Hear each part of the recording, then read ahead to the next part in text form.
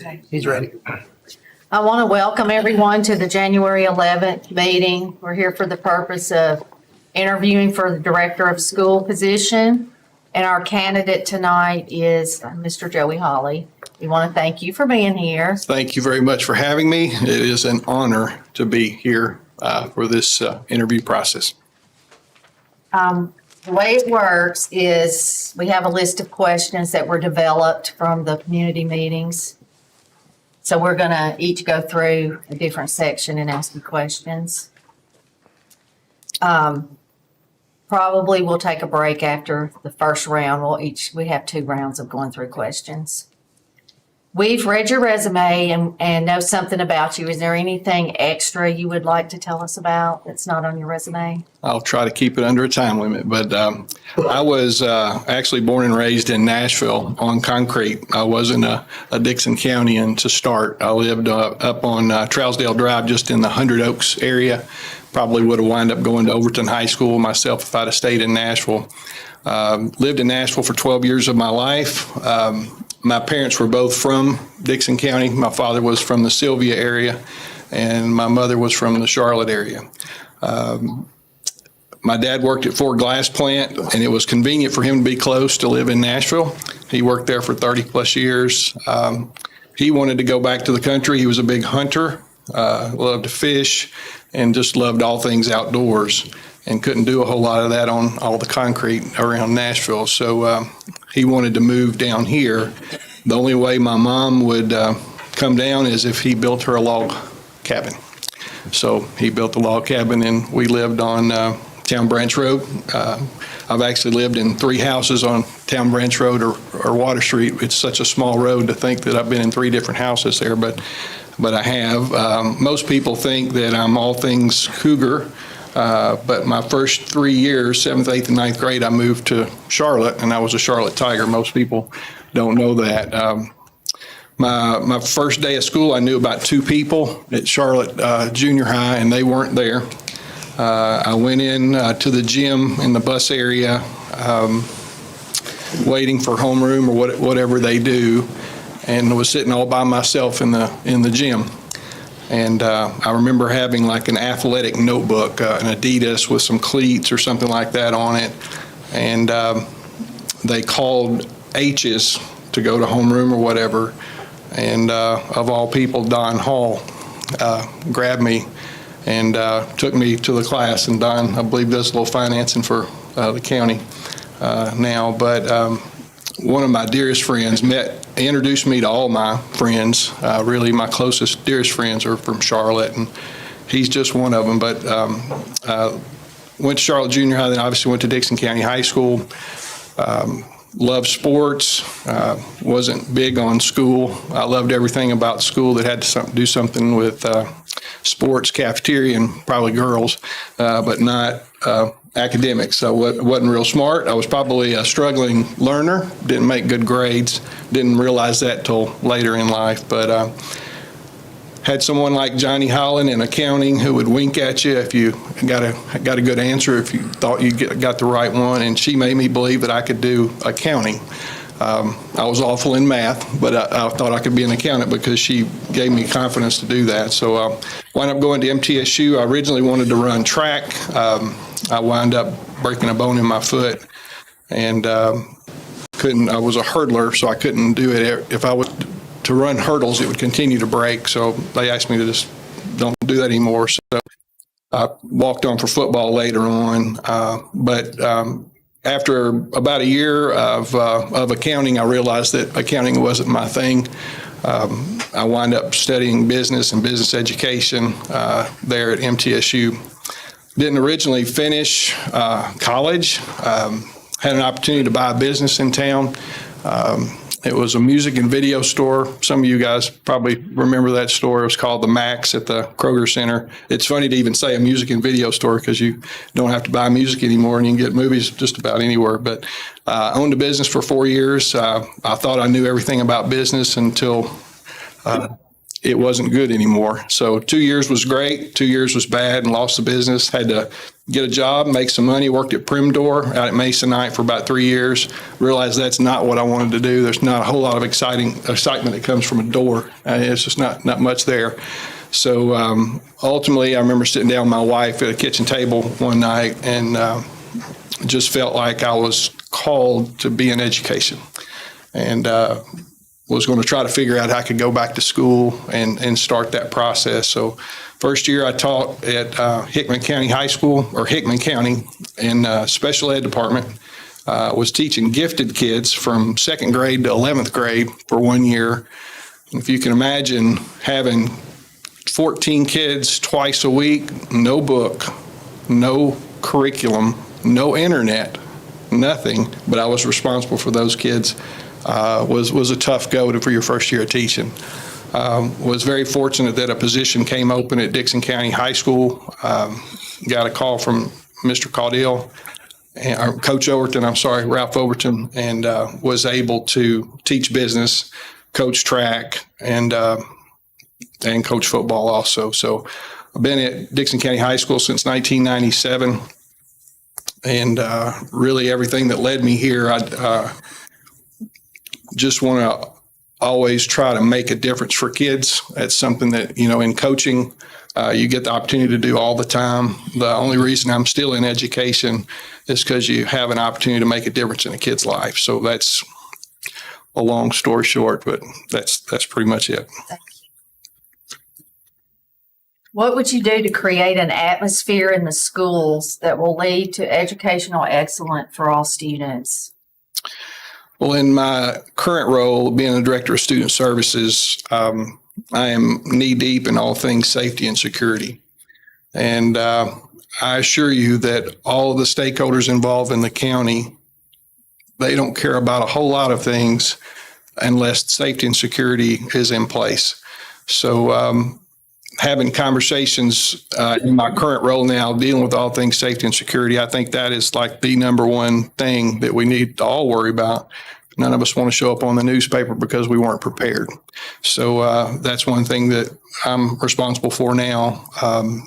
We have great teachers in this district. There's so many rock stars at so many levels, and they don't need to worry about safety and security, and they can do their thing if they're not worried about that. I'm a family first guy. In my leadership at Dickson County High School, I would think that the majority of the teachers there felt like a part of a family. So that's a big part too. And then ultimately, kindergarten through 12th grade, we need to be thinking about how to get them ready, either college or career ready in their 13 years if they're starting in kindergarten from that point forward. So that would be what I'd say. What do you consider to be major strengths that you would bring to the position?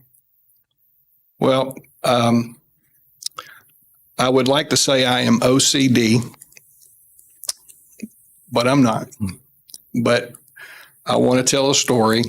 I attend the Walnut Street Church of Christ, and George Caudill has been a dear mentor and friend to me forever. And when he found out that I was going to be the next principal at Dickson County High School, he sat me and my wife down on the back pew at the Walnut Street Church of Christ after service one day. And he said, I want to give you something so you can be successful or have a chance of success at Dickson County High School being the principal. And he sat me and my wife down on the back pew, and my wife grabbed a visitor's card with a pencil, and I'm just kind of laughing at her. I said, I think I can remember 3 things, but she wrote them down anyway. But it stands for, OCD. And these are, I still live by them today: organization, communication, delegation. I think that dealing with, and in my position at Dickson County High School and in my role now currently, you've got to be organized. If you're going to manage, at Dickson County High School, 125 adults, 1,500 students, roughly, you've got to be organized. You got to be able to communicate. And I know that's a big piece that we're going to be discussing throughout tonight. Organization, not as much as communication, and that's a big piece. Everyone, if you're dealing with that many people under one wing, everybody's got to know what's going on. So the communication's a big part. And then the delegation part. Most of us realize eventually that we can't do everything. We can't do it all. So you've got to be able to delegate jobs to people that you trust. You put them in positions for that purpose. So that is a big thing for me as a major strength. I also feel like I am big on complimenting people. I think probably a decade ago, if you asked the top 100 CEOs, what's the most important thing to keep employees motivated? And most of the time when I asked students that in high school, they would all say money. They would all say benefits. They would all say retirement or anything.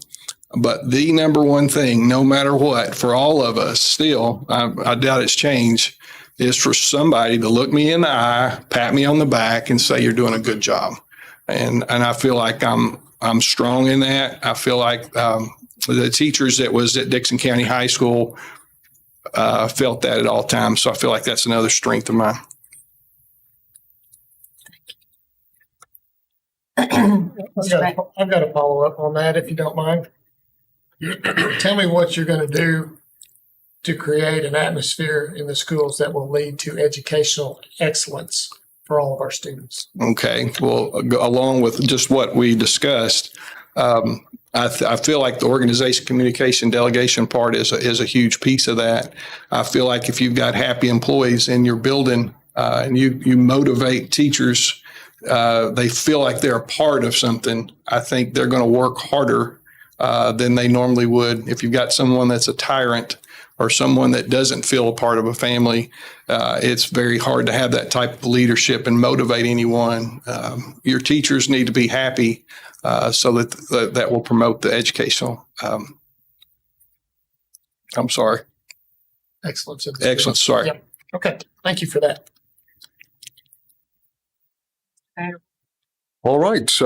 Those were OCD and good insight for Mr. Kono. Something I'll never forget.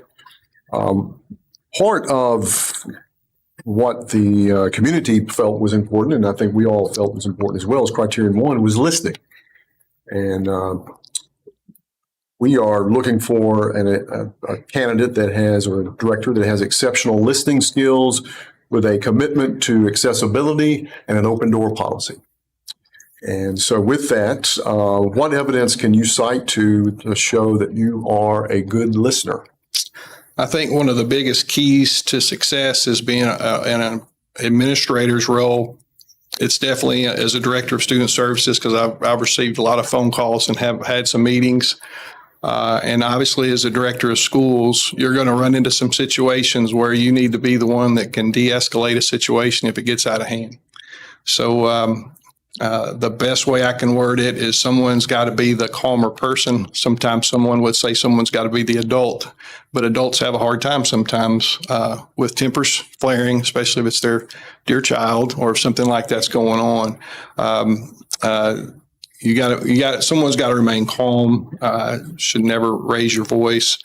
One of the keys to de-escalation is definitely not raising your voice or start responding too soon. So normally I always felt it best that if I could get someone in my office or in a setting one-to-one, that I can de-escalate a situation, whether it was a student that was so mad he couldn't see straight, if it's a parent that's the same way, or a teacher, because sometimes teachers can come very upset as well when you're dealing with things like that. So one of the things that I like to do is remain silent. After I feel like the situation is de-escalated and I don't need to say anything else, that's when I start being quiet. I try to look them in the eye to make sure they understand that I'm listening, that probably a statement that would say something along the lines of tell me why we're here. Let's talk through this and have that conversation piece. Normally I would write as I'm listening to what they're asking. I would write down what they're saying, but I would not say anything myself. I would make nonverbal keys and cues to try to make sure they know I'm paying attention. I'm looking them at the eye. I may shake my head or nod or try to, be empathetic with them at the same time. And then after all of that is done, I will then respond to them and say something along the lines of basically just repeating what they're saying and then just trying to come up with a solution for whatever the problem is. In general, I think that most people know me. I'm just normally respectful to people that I deal with, and I just try to be myself the way I'm trying to be right now tonight. So that would be my answer. Okay, thank you. Give us an example of when you've changed your mind and you've taken a different course of action based on, as a result of listening to others. One of the visitors that's behind me now, we were always very pro-block schedule. One of my dear friends that's behind me, we went to war often when I was an assistant principal to try to go on block schedule, a 90-minute schedule. You can just, at the time, you just feel like you can get so much more done. CTE classes has got time to really get involved in those in the class work. They can do a lot more in activities. English, when you're writing papers, you've got more time. You can do more deep thinking. It was harder for math most of the times because you can really only get one or two standards covered in a 45-minute period. If you stretch that, you've lost them because if they didn't understand that first 45 minutes, it makes it tough. Art classes, by the time they get all the materials out and they're done drawing or starting drawing, it's time to put it all back up if you're on a 45-minute schedule. So there was so many reasons that we wanted block scheduling, and we got it for a while and then we lost it. At Dickson County High School, we developed a schedule that was kind of a hybrid. We were Monday, Thursday, Friday, we were on a 45-minute schedule. On Tuesdays and Wednesdays, we was on a 90-minute schedule. So it gave teachers the opportunity to know ahead of time that on Tuesdays and Wednesdays, when you get your students, you're going to have more time to go deeper. They knew way ahead of time what the schedule was going to look like. But I was a big pro-block guy. It was in me. That's all I'd ever heard. It just seemed like the better thing. My administrative team came to me and they were worried that there was a lot of wasted time going on in some classes because it was a 90-minute class. So I'm a big team guy. It's not about me. So we discussed what we would do is we would go on rotations, the 5 of us. Each one would take a different hallway. And our goal was to take a Post-it note, basically, and go to classrooms and watch what was going on in the last 20 minutes of the class. And we wanted to see if whatever was going on in that last 20 minutes of the classes that we were watching, could that have been the next day? Or did they really need that time? And it was an overwhelming response of data that when we came back every day, and all of us saw a different hallway. So it wasn't like the same person saw the same teachers every day. We all seen a different rotation of teachers. And with that, we came to the conclusion that there was a lot of wasted time. And if it wasn't wasted, we weren't going bell to bell, which is very key to all successes in education. So I changed my mind. I was pro-block. I didn't want to ever give it up because we fought so hard for it for so long. But we realized that the best case scenario, especially for younger teachers who are just getting started teaching, sometimes they have a struggle to make it 45 minutes, much less 90. So it was really just the best thing for our school. And I had to have a change of heart. You mentioned data. How important is data in your decision making? Data? Yes, sir. Data drives all decision making. I know there would be some people that says if you're not looking at it, you're way behind. It's kind of like a coach. Somebody like Bill Belichick would say, if you're waiting to halftime to make adjustments, you're already too late. You're already behind. The data, just in this situation, I would have never believed it until we looked at it. But data in everything that educators do, and in most of everything that you guys do, I found out a lot about you guys before today. Data drives real estate. Data drives the law. Data drives Horizon. I mean, everything that we do, data drives it. Data drove scheduling teams in a league. Data is a huge piece for us. You never want to view a child as a piece of data all the time. We have to still consider the whole child.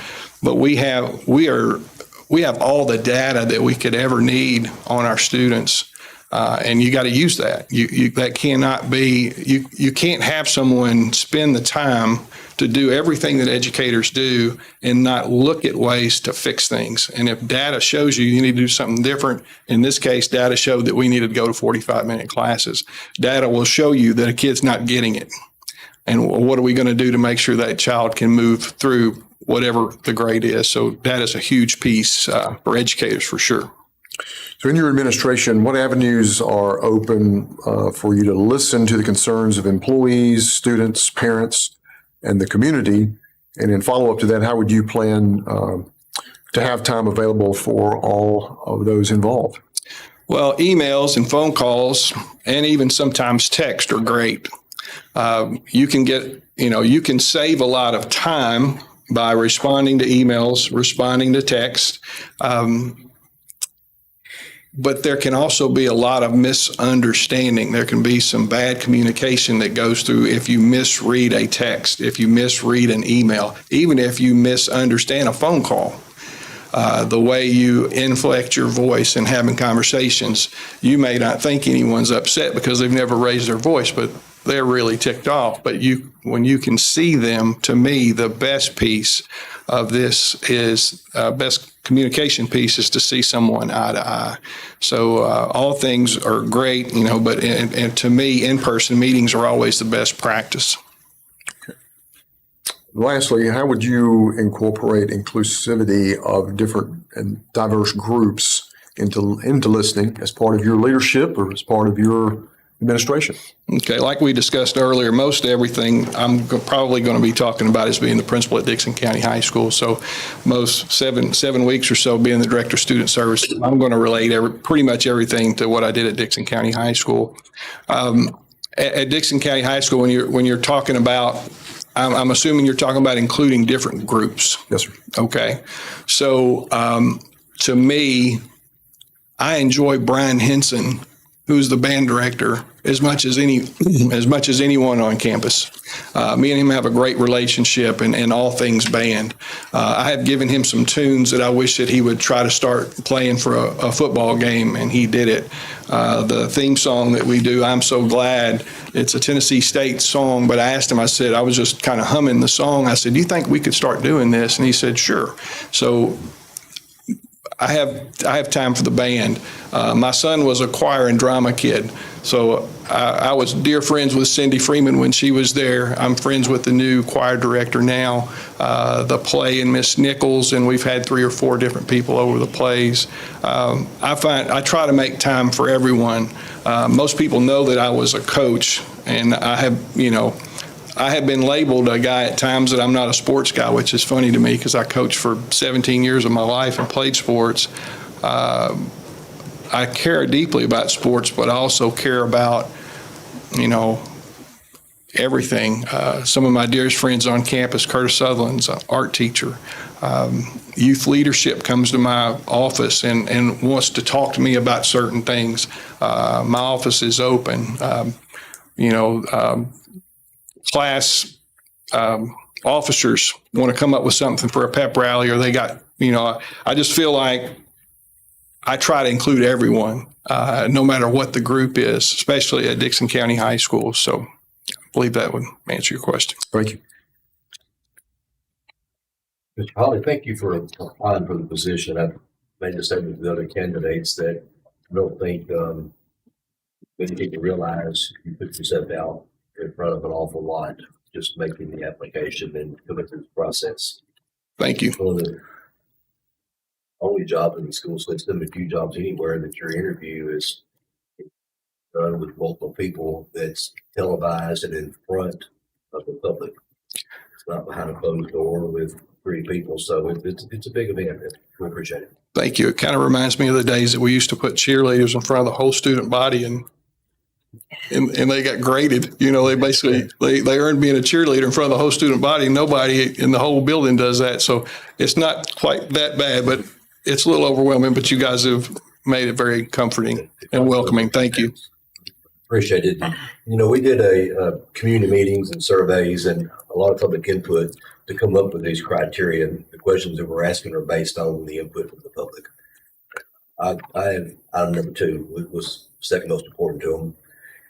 And they want a director who speaks and writes effectively to communicate successes as well as the needs of the school system. Under that category, I have 2 questions.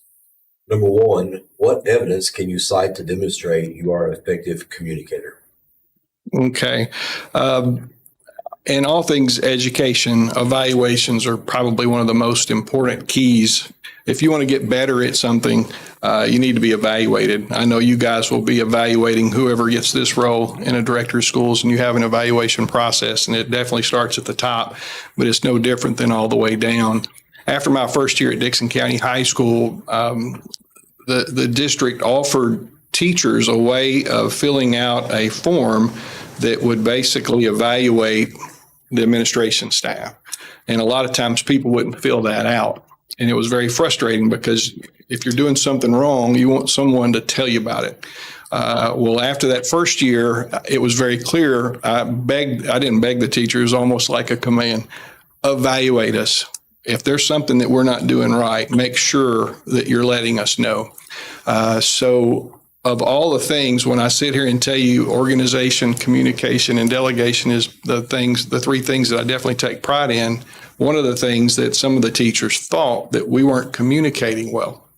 And it really just threw me for a loop because I thought we were communicating very well, but apparently we wasn't well enough. So after that, we started as a team, started sending out something that we called the Sunday memo. Basically in that memo, it would either come Friday, Saturday, or Sunday, but it would basically give them a schedule, a calendar for a month. This is exactly what bell schedule will be on. This is exactly what game is going on this week. These are your responsibilities. We would also use this document to tell the teachers that this is your after-school assignment, whether it be bus or car duty. We had those that were responsible for taking tickets or selling tickets at a game.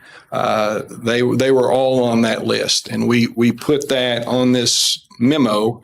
And it was usually something normally that we would send out on Friday. It would also be might be a joke, might be some type of comedy, some picture that was funny, just to kind of relieve the tension that's been for a week, and send that memo out. Usually tried to brag on someone or something that was going on during that week or whatever we was going through. And the big piece was we was communicating more. They knew exactly what was going on. We made sure that if we were supposed to be on, a regular schedule on a specific day, then no matter what, we did not change that schedule. And that was a big piece for teachers so that they knew that. But through that, we also sent out the emails. We also did daily announcements. We've always done daily announcements, but in our daily announcement, we would constantly talk about what was going on that day, what schedule we'll be on, more than likely what schedule will be on for the rest of the week. If there was a pep rally or something coming up that Friday or a big game or whatever that was going on, we did that also. And then also School Reach. I love School Reach, but I personally try not to overcook it. Sometimes there might be 10 messages that goes out in 1 month, and I always tried to be the guy that I wanted to make sure mine was a clear message. It was important, that there was meaning, behind it. And I'm not saying that some people don't do that, but sometimes our stakeholders at home they just hang up because here we go. It's another one. So I would try to keep those to very low, maybe one a month, sometimes even less if there wasn't something big going on. But anytime we had a parent-teacher conference, anytime we had a fundraiser coming around the corner, sometimes we had emergency situations where we needed to send out a message for something that may have happened at school. But I'd say that's plenty to talk about communication. And number two, what have you done to help the public understand the needs and successes of your school system? Well, one of the key pieces of all of our schools is fundraising of some form or fashion. It is a key piece to all schools. A school as large as Dickson County High School, we needed a fundraiser. We would often use as much communication as we possibly could use. Social media, we're big on social media. Heaven forbid we use social media for something positive sometimes, but we would use social media to brag on kids. We would use social media to let the public know what's going on. We would also have to be honest with you, it's funny to say this, but Troy Williams was doing the Cougar Report on the radio and has been doing it forever.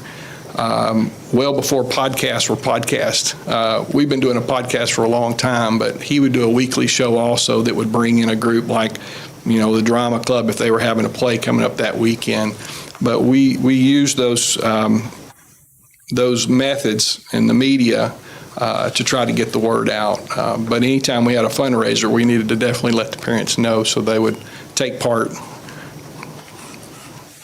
This year, for example, the sound system in the gym was a big thing. If any of you have been in the Dickson County High School gym, you can't hear, you can't understand.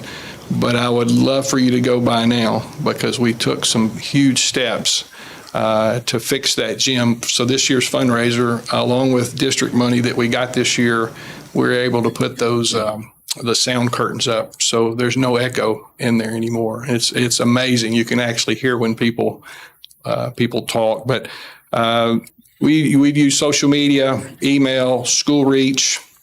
We always kept our calendar and we always kept our website up to date. More importantly, the calendar. If anyone ever wanted to know what was going on at our school, I'll just use an example. My wife would always have to stay on one of my children about tests. And we're going to talk about testing and some things later, but she knew ahead of time. If he said he didn't have a test to study for, she could look at our calendar and says, "Oh, yes, you do. What about your math test Thursday?" So she was obviously able to get on there and know what was going on in his classes. Ms. Broughton, follow up on you mentioned when you was mentioning evaluations. What do you feel about the? I think you kind of answered it. I just want to touch back on it to make sure I understand.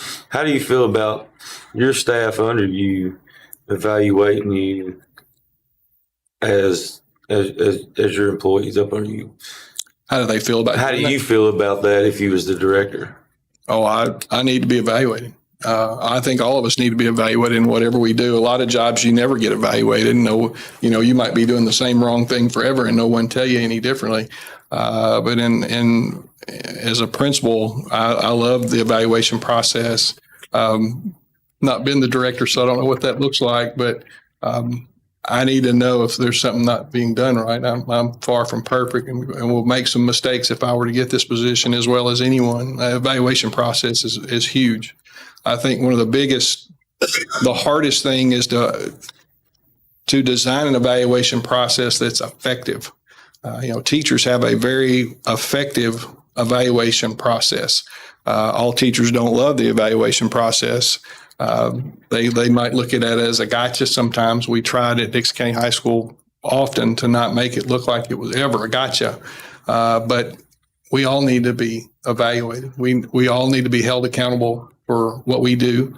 And I need to be evaluated as much as anyone. Thank you. Thank you for being here. Thank you.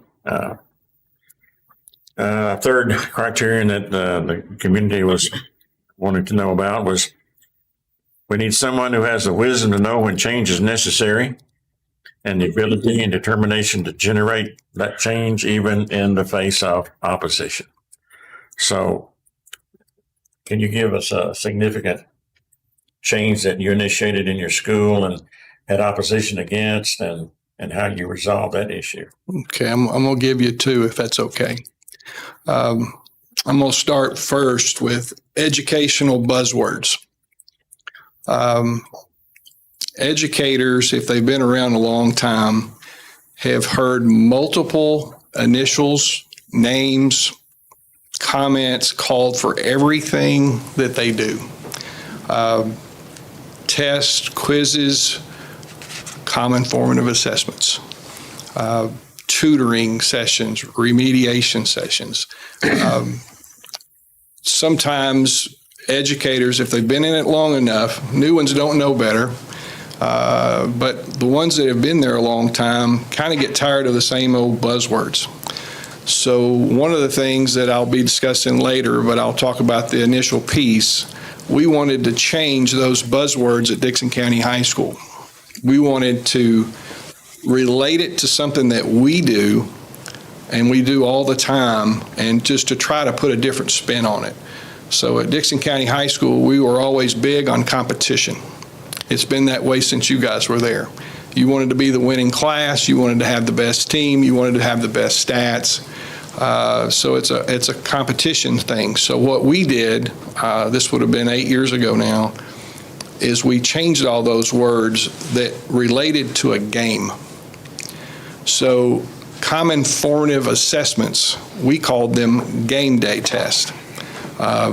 What do you think? What do you do on game day? Well, I'm getting ready. It's a big deal. So we made a big emphasis on that. Instead of calling remediation or tutoring sessions, and sometimes a kid feels bad that they're even having to go to a session like that, we called them game changer sessions.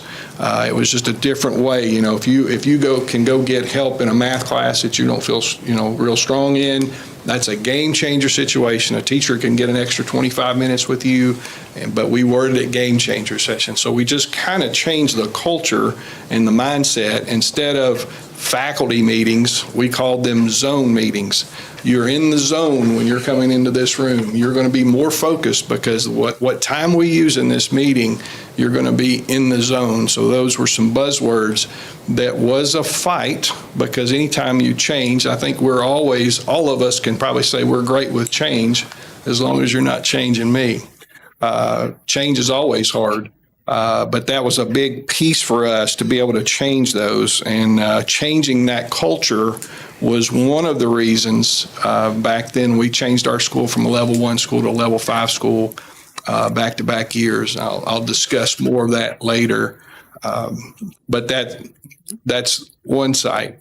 Another site that I actually had some discussions with you guys was about the lower campus. About our need at Dickson County High School. We were running out of room. At the time, we had teachers teaching in a classroom with 30 kids that was designed for 15. We needed more space. And I know there was a lot of opposition for you guys about moving an elementary school and splitting those people up. I know there was a lot that came with that. We got a lot of that also ourselves, because they didn't like us because we were the ones coming into the building. But the lower campus is a huge game changer for students. There's a big difference in a 14-year-old hanging out the same place that some 19-year-olds are, and it's not really a good situation. I never had a daughter, but I wouldn't want a 14-year-old daughter in a room or in a building with a 19-year-old or 18 or 19-year-old. I think data that we talked about earlier, most stats say the most two important years in a child's life is 6th grade and 9th grade. And we were doing a disservice to 9th graders at Dickson County High School by just throwing them to the wolves basically for all those years. And there wasn't a lot of options, and I understand that, and I'm not downgrading anyone that made that call, but it got to the point where we needed to do something different to help our 9th graders. So by having that building and what that allowed us to do was a huge change that we had to prepare for. We had to have CTE teachers in this building at the lower campus. We could not just not offer CTE classes. So we had to have conversations with CTE teachers. How can we design a schedule where you can teach freshmen at the lower campus as well as upperclassmen up on the hill?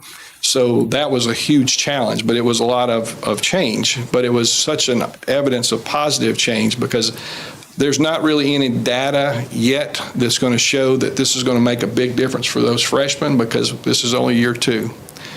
But the transition time is going to be important for those kids.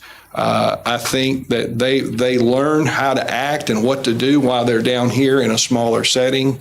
I think a lot of times a 14-year-old might try to impress an 18 and 19-year-old and do some ignorant stuff and get in trouble discipline-wise. So I wanted to make sure I covered both of these things as far as a change with this question.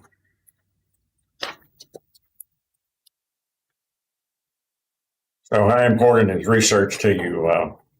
Do you keep up with the latest, and how do you put that in your OCD you're communicating and Okay, well, all things research, being a former coach,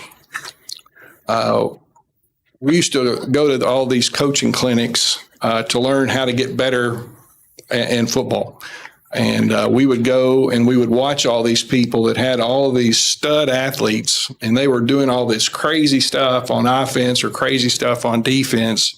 But they had the best players in the state of Georgia or Texas or wherever we went to go visit.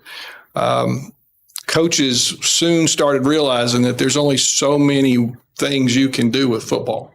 There's only so many different offenses you can run, so many different formations. Shotgun to some is just the old single wing for someone that's been around a long time. It's no different. You're just snapping the ball 5 yards back. Research and education, there's so many great things out there that you've got to go visit it. One of the things that I will probably discuss later is that I was asked by the district to go visit another school that had been very successful. They were a level 5 school, and the guy welcomed us in, and he told me basically the blueprint to how to have a shot at being a level 5 school. So in talking to him, using that research, trying to get out there to see good schools, you can read a lot of articles, you can watch a lot of webinars, you can do a lot of things, but there's nothing better than seeing it firsthand. The same thing that we do when I was a principal, a lot of times it's really great for teachers that are in the building to go see other great teachers and what they do. While they're on their planning period, why not? I would have given anything to go watch Carl Pettis. Some of you had Carl Pettis. I was in the same building with Carl Pettis, and as a teacher, I never went to go watch him. I wish someone would have slapped me upside the head and say, hey, go watch this guy. Watch what he does. Research is incredible, but a lot of times it's just good to see other people doing it. A hands-on approach. Another thing that we did, we sent, I think in 4 or 5 years, we probably sent as many as 30 teachers to the Ron Clark Academy. And if you guys don't know exactly what that is, it's about they were educators of the year in the United States.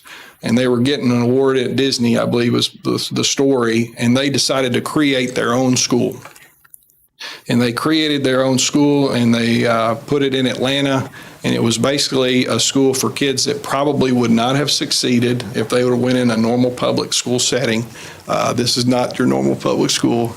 But they just reinvented everything and made it so imaginable. It's like Harry Potter on Red Bull, I guess is the best way to describe it.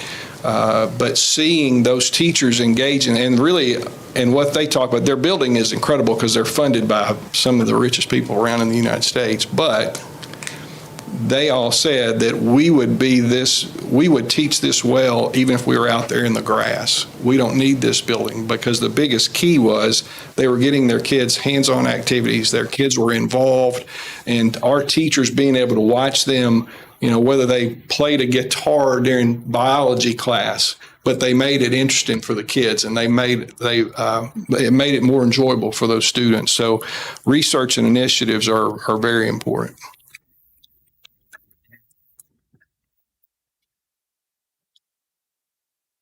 Excuse me, criterion 4,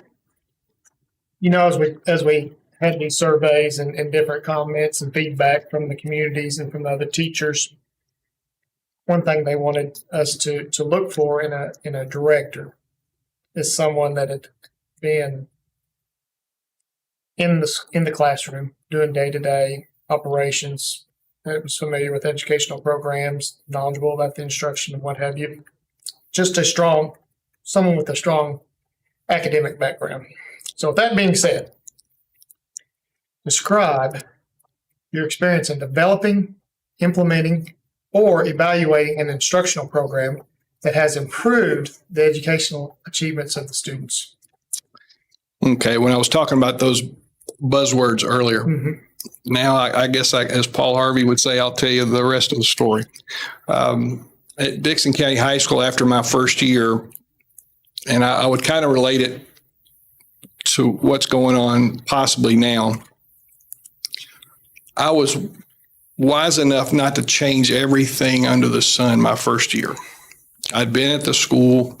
I kind of knew what was going on. I was an assistant principal before I was the principal, and we kind of waited the first 6 months of just trying to catch our breaths to see what's going on. It would be the same thing that if I got this position, there's no sense in being a bull in a china store in every situation. And sometimes you just need to sit back, watch what's going on, and then figure out what's going on. So during the first, the fall of that semester, I was able to go visit that school. I believe it was Marshall County High School that the district asked me to go visit and took me with him. And we took all of the things that they were doing as a level 5 school, but we changed it to our culture. We didn't want to, name it anything else other than all the things game day, all the things zone meetings, all the things game changer sessions. We brought all that with us. When we first started dabbling in it in the spring of my first year, we called it the scrimmage. It's going to be game time the following fall. And some of the teachers wasn't sure that we would stick with that because sometimes administrators say things and they go, sure, it sounds good, but we won't do it. But we scrimmaged in the spring, and then in the fall, we brought it to life. So we were not performing well at all. We had been a level 1 for 2 straight years. And in short, it really got down to we weren't teaching standards. I mean, the state tells you exactly what to teach. We tell our teachers, you preach it how you want to preach it, but make sure you're teaching the standards. And in Dickson County High School, we just weren't teaching the standards. So we basically gutted everything we did. Most every teacher in the building was out on an island by themselves trying to recreate everything every week. And we started the process, to be honest with you, that elementary educators have been doing forever, and that's collaborating together, working together as a team. So let's just use English 1 for an example. Instead of one teacher coming up with a test every single time they make a test or a quiz or an activity, you get 3 teachers to come up with these ideas. You design the test together, or you design the quiz together, or you design an activity together. The kids aren't taking all 3 of you, they're only taking 1 of you. So instead of being on an island and having to come up with all of this new stuff, we started collaborating together. We also made sure that all of our teachers had common planning. So all 3 English 1 teachers had the same, let's just say 6 period was their planning period. They had 6 period to work together to work on all things classroom, okay? So that was one of the things we did. We made sure that our teachers gave tests, all tested area teachers gave tests every 2 weeks. The guy that I went to speak to did it every 3, sometimes 4. When I told him we was going to do 2, he said, good luck, bud. I'm not sure that's going to work, but go ahead. We knew we needed to make some drastic changes. So we gave these common formative assessments every 2 weeks, game day tests. We had data meetings after those tests with those teachers. Administration was in these meetings, and we would look at the data after the kids took the test. And in the past, we were hoping in April and May that we might do better in test scores. Now, the 2nd, 3rd week in August, we knew if we would have taken the test today, this is how we'd have done. We didn't know if kids got it or not, but now we have a system, and we're looking at the data after taking all of these tests.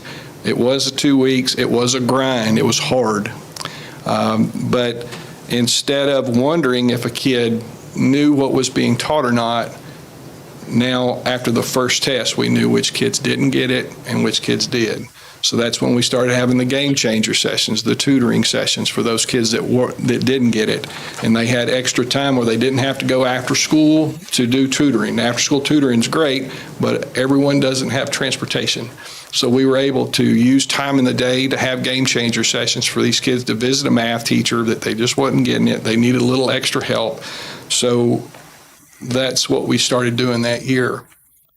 Sometimes when you're in the middle of a lot of change and you've disrupted everything, because we had a lot of teachers that had been successful at what they were doing, but they had to do the same thing. No one was allowed to go rogue and go on their own.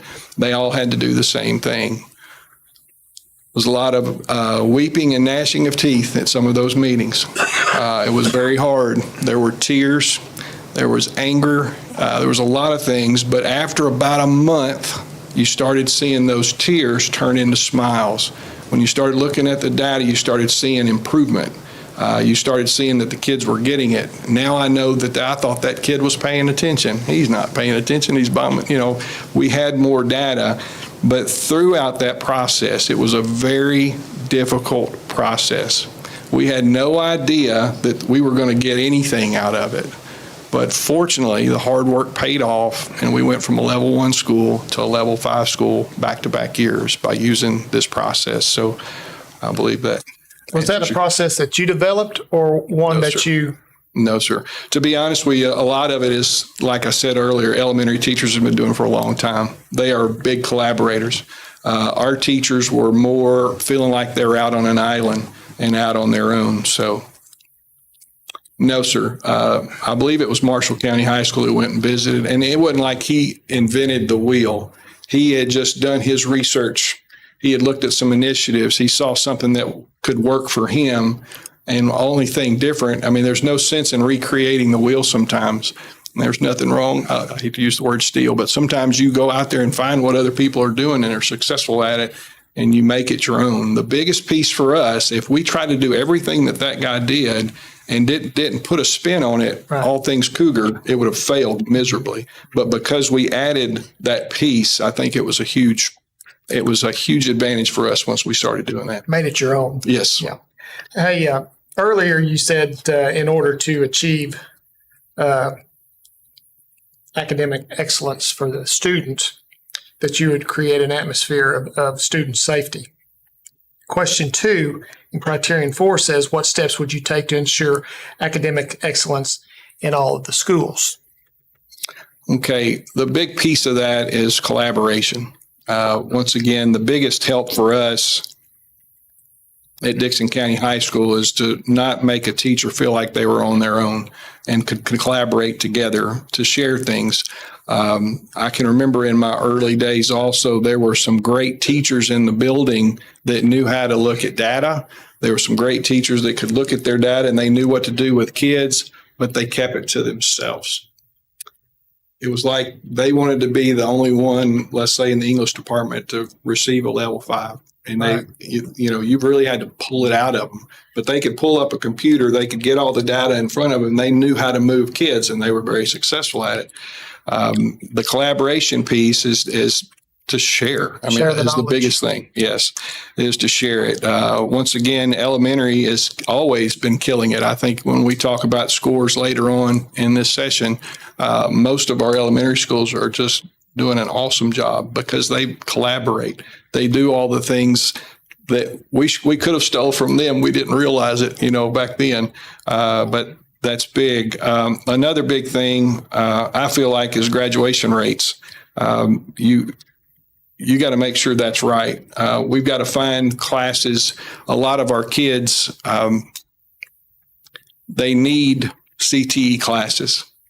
They could care less about ACT. They could care less about college. They don't even want to go to a 2-year college. They just want to get a job.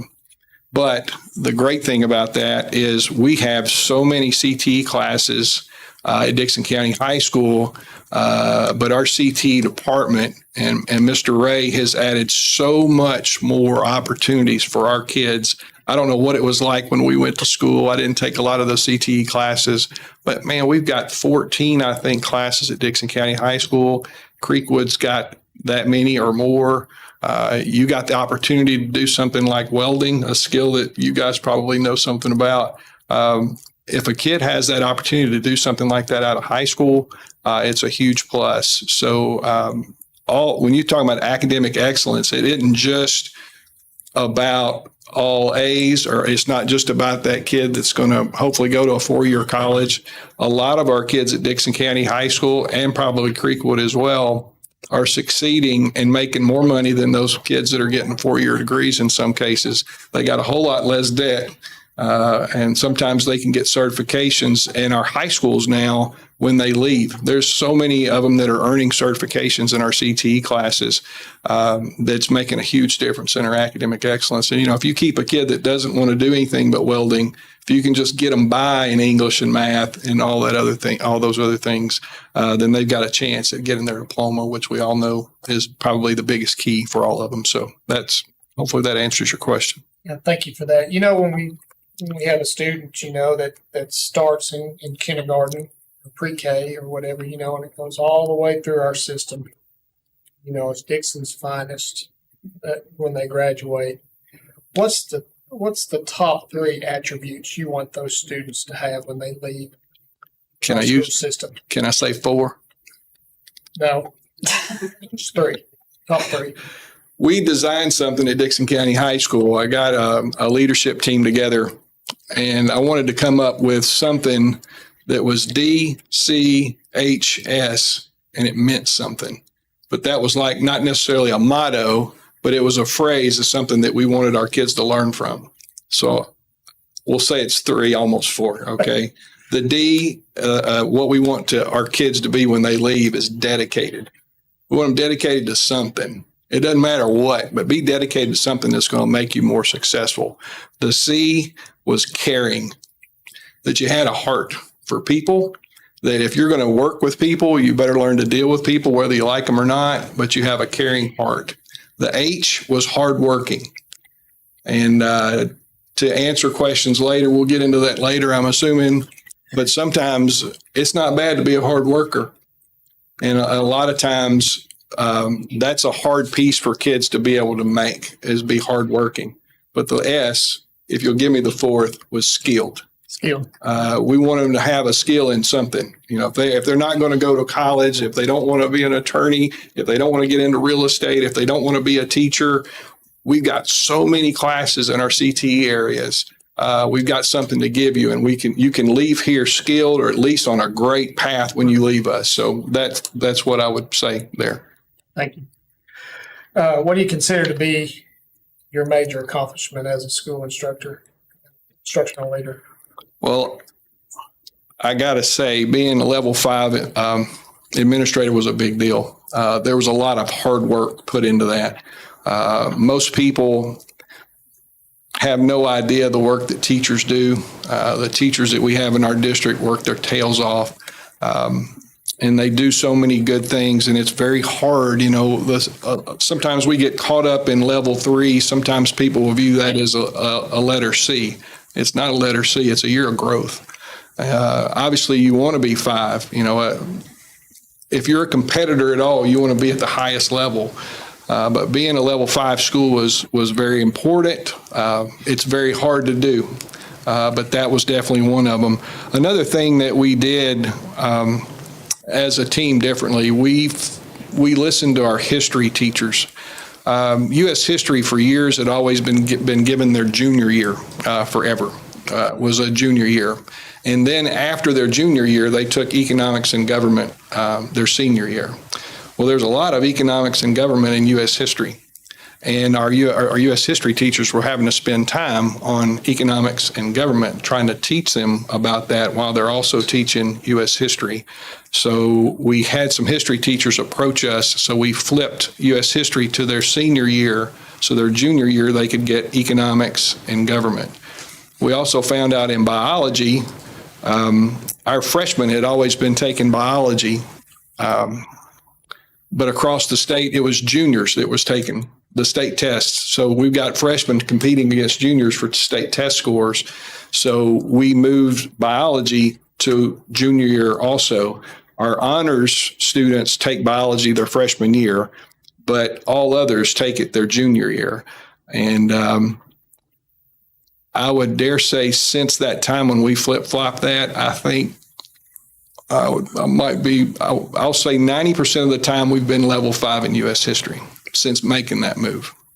Biology for the last 2 or 3 years has been a level 5, and one of our teachers is a level 5 teacher also, or has been. I won't say biology consistently has been a 5. U.S. history has consistently been a 5, but biology was another thing that because we flip-flopped that, I feel like that was a big piece for us, making a huge instructional change and a class change like that. So You said when the student leaves here, you want them to be dedicated to a field. You want them to be caring about people, hardworking and skilled. What are the most important three things in your life? That's for our students. What about Mr. Holley? I am nothing without my faith. Okay. So that's number one. I have that conversation every day before the day starts when I was a principal. I have it every day for whatever I deal with right now, and being the director of student services, my faith is what moves me. So that's first. Family would be second. To me, there's nothing more important than family. To have family members watching right now or to be here in person means so much, but family is a big deal. Work is probably third, but it would be a close tie to friends. I think a lot of times we get caught up in not realizing how much time we spend at work and don't take advantage of the things that are most important to us. So hopefully those three answer your question. I'm not going to be able to get three out of you for anything, am I? No, You're an overachiever. I'm sorry. Thank you for that. Thanks. I appreciate you answering those questions. Thank you. Mr. Holley, thank you. As the other board member said, thank you for applying. Thank you. Thank you for the opportunity. Definitely enjoy the opportunity to go through this with you. So, has the ability to unify diverse groups and build and maintain high morale among employees. So I got a few there. How can you bring together a diverse, talented group of individuals to form an effective team? Okay, I'll go two parts on this too, if that's okay. In my new role of Director of Student Services, there is an incredible amount of talent in this building. It's not just in this building, but there's multiple buildings that run our school system. And I feel like I've got a new family in the 6 or 7 weeks that I've been down here. I have a very dear family that means so much to me at Dickson County High School, and I don't want to ever knock that. That was a tough call. It's not easy. It's still hard. I miss everything that goes on up there. But my new family down here, a bunch of individuals that work their tails off, a lot of times, sometimes can be misrepresented. Some people may not understand everything that goes on down here, but there's a lot of talented people down here, a very diverse bunch that have different skills that you try to surround yourself with. So down here, for me, that's a huge piece, and I've just been thankful that they have been so welcoming to me, the new guy that hadn't been down here but 6 or 7 weeks. But we have gone through a lot of battles together. Most people have no idea what all happens in these walls and the things that you deal with. So first of all, down here, I would like to talk about, that. As far as Dickson County High School, when I think about diverse, and I'm gonna hope to answer your question. It may be a different spin. If it is, I'm gonna go on, and then if you need to ask something else, that's fine. At Dickson County High School 3-4 years ago, our discipline numbers were really rising, getting out of hand, to the point where we needed to do something different. We were becoming more diverse, and that's what I'm going to relate this to. Our numbers were changing. The diversity at our school was changing a lot. And sometimes the individuals that were walking on our campus caused a few more troubles than the way it used to be. But sometimes when you have an old school mentality, you think addressing something a certain way is the way to do it. And that may not always be the best way, depending on who you're talking to. So that same year, I had a dear friend of mine. His name was Kevin Bainham. Some of you may know him. I graduated with him. At the time, he was teaching at the University School of Nashville. And he was a dear friend of mine, and I wanted to just talk to him about diversity, period. What can we possibly do differently? And I was clueless to truly what diversity meant and what we were dealing with. At his school, they had a diversity director that was over all things diversity. They met once a week in an auditorium setting and discuss diversity issues school-wide weekly. It's something that would be unheard of in our school system. We can work on that. But either way, in having conversations with him, I realized we're going to have to start looking at things differently. I'm not leaving. Somebody else is maybe. We got to work out our issues when it comes to discipline. I was able to go with the district group to Arizona. I believe it was Phoenix. And we got to see, it was basically, we were going out there for all things PLC, professional learning communities, and all things, other things that I'm talking about education-wise and trying to get better with test scores. But I went to a session. The guy's name was Shiraki Holley. It was just spelled differently. That isn't what captured my attention, but the topic that he was talking about was, the name of the session was called Check Your Filter. And it was about all things, in so many ways, we are all culturally biased in different ways, and sometimes we don't even realize it. So when I went to the session, I really learned that some of the jerkings that I was giving some students, I wasn't yelling or anything, but I was getting in kids' grill for dumb things that they were doing in school, but I wasn't handling it in a way that they totally understood it. When you tell a kid that what they're doing is disrespectful, and if that's not the way their parents have taught them, their parents are coming into office. I mean, I had a conversation before with a kid that was running his mouth to his mom in my office. And I said, Mom, this is exactly what we're dealing with. He's being disrespectful to you the same way he is to teachers. And the mom looked at me and said, I don't think that's being disrespectful. And I don't agree with you telling me that my child's been disrespectful. So diversity is a key component to everything that we do in education. So basically what I learned is just simple things. I'll try to make it quick. I'm probably too long. Like at your house, when you eat dinner, let's just use this one example. If you got 2 kids and a husband or wife, there's 4 people around the table. At some houses, one person talks, everyone else listens. When that person's done, someone else starts talking, everyone else listens. No one's talking over anyone else. But in some cultures and in some families, everybody's talking. All 4 people at the table are talking. They just talk over each other, and no one thinks a thing about it. No one knows what anybody else is talking about, but if they got really good ears, they're at least in tune to both conversations. A kid that's in a classroom that comes from a family setting that all they do is talk over each other, and that kid that's sitting in the class is told, you raise your hand before you ask me a question. I think we all see where that could be a problem. And that one of those little things was a huge piece of things that, just because we may view something as being disrespectful, and in a lot of old school ways, a lot of things that I saw was being disrespectful, but I needed to start wording it in a different way. So when I think about diversity and I think about checking your filter, we all have we're culturally biased. I could give several more scenarios, but I'm gonna run out of time if there's such a thing. So I'm gonna stop.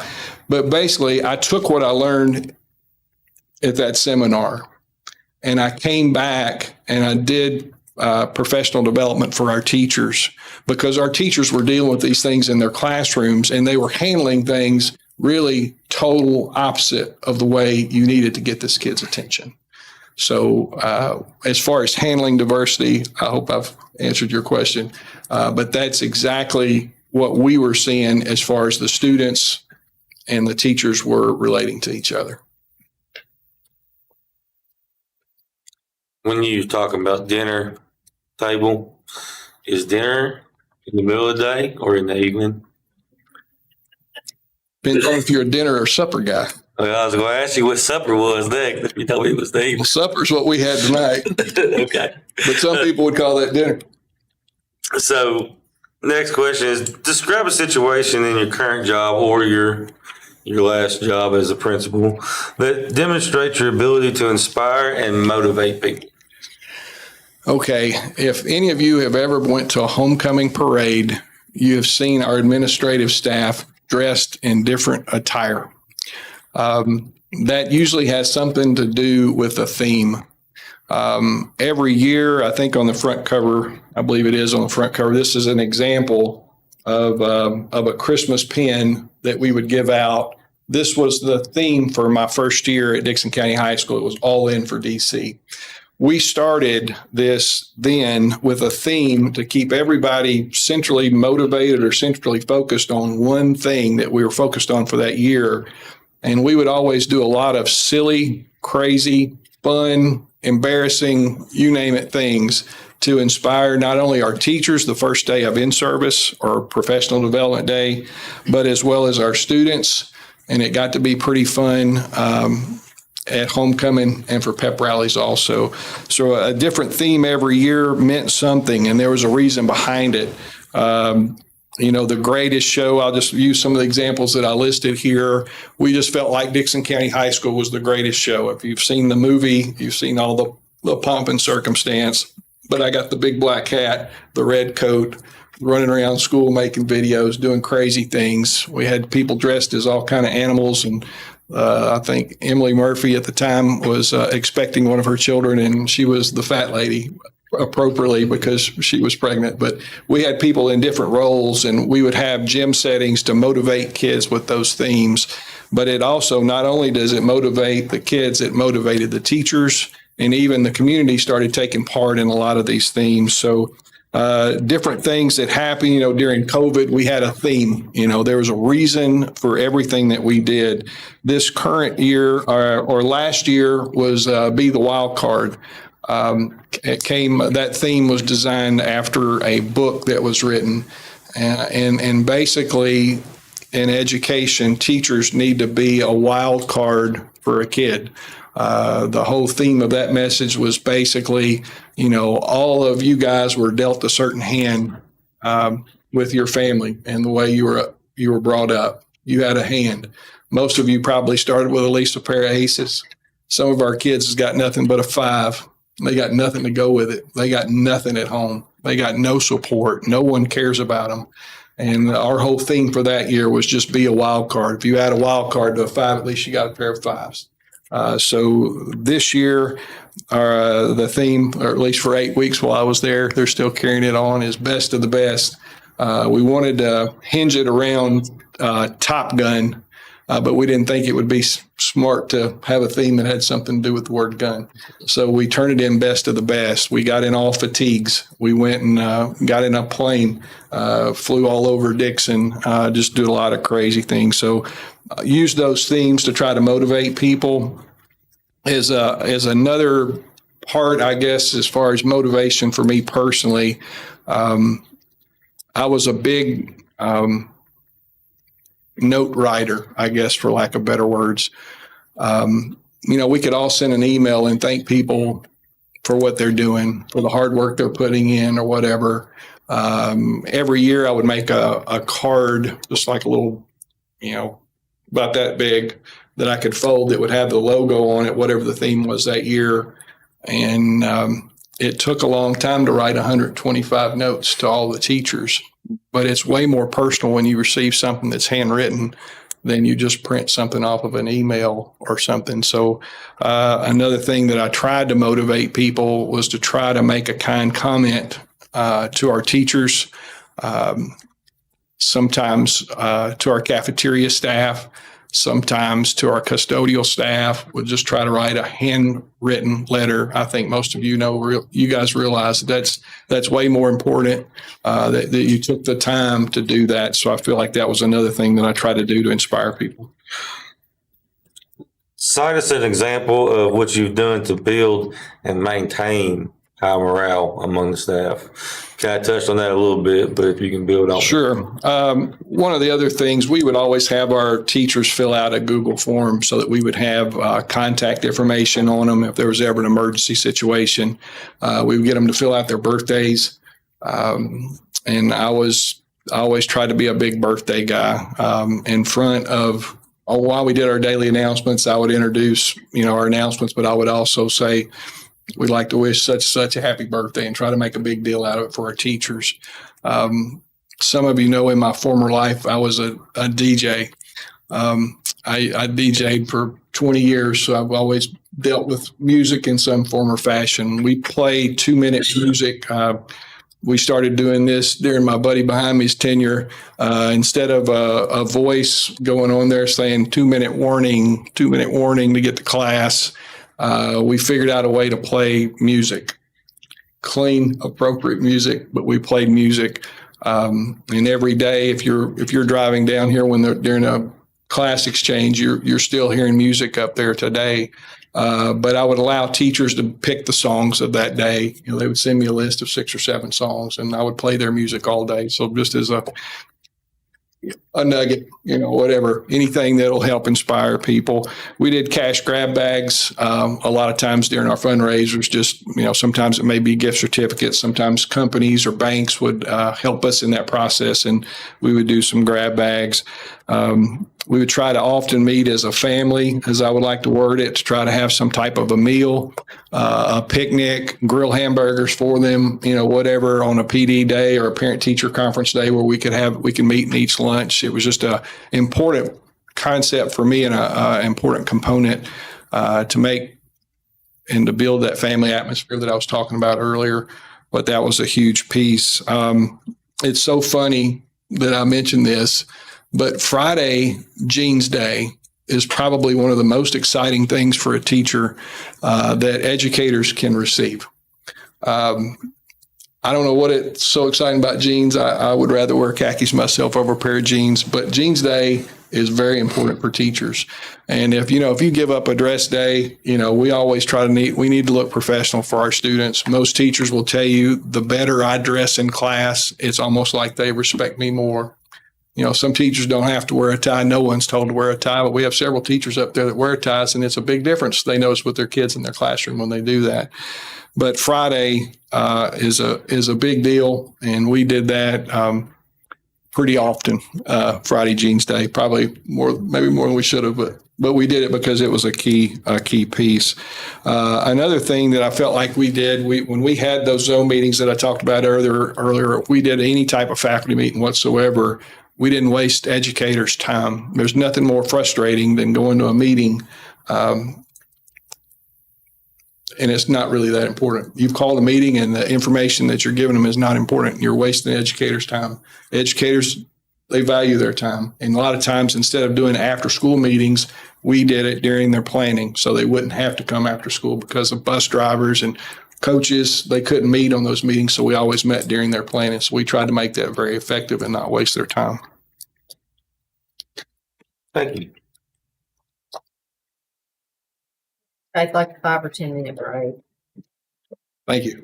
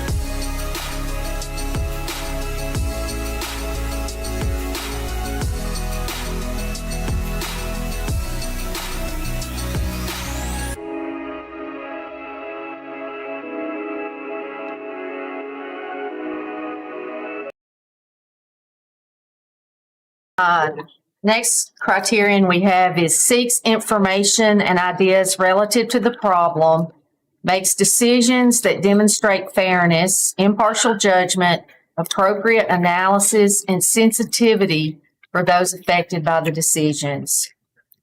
So the first question, think of a problem brought to you recently. What was the problem and how did you handle it?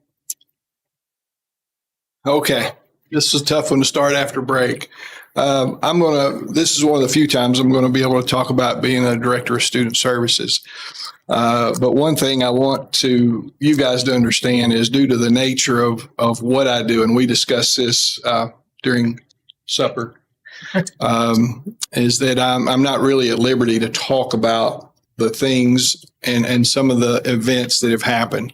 I think you all know what has been going on in the last 6 or 7 weeks in Dickson County schools. Obviously, we cannot talk about a lot of those things, but I do want you to understand that I'm now involved in handling everything, with safety, with discipline, and there's so much other, we talked about some of the other things earlier that I probably don't need to talk about right now, but there's so many things that I'm involved with, all things student support services and things like that. But I want you to know, or at least take the time that it requires administration in our district, teachers in our district, all the district leaders that are in this building and that are directors and coordinators of our building. A lot of times it takes the wisdom of Solomon to make decisions. And that's not always easy. A lot of times in these roles, and I can only imagine what the director of schools role would be and how big of those things are coming up. I know what Dr. McCord has been dealing with, and she's been handling it with the utmost class. She's done such a great job. You guys make a great decision on putting her in that role. But we have had to do a lot of things in the last 6 weeks that I've been involved in. And what I guess the message that I want to talk about with a problem, I can't talk about the problem, but I do want you to know that it takes a lot of prayer. It takes a lot of thought process. It takes a lot of patience to make those decisions. And although I can't discuss those problems like we discussed earlier, I just want you to know that no matter what the situation, no matter how bad the discipline problem is, we still can't give up on a child. No matter how bad they are, no matter what they've been through, most of us have no idea what it's like to put the shoes on of the students in this district. Most of us have it made. We never had the problems that some of our students are going through. It's just gut wrenching as an administrator to find out what's going on.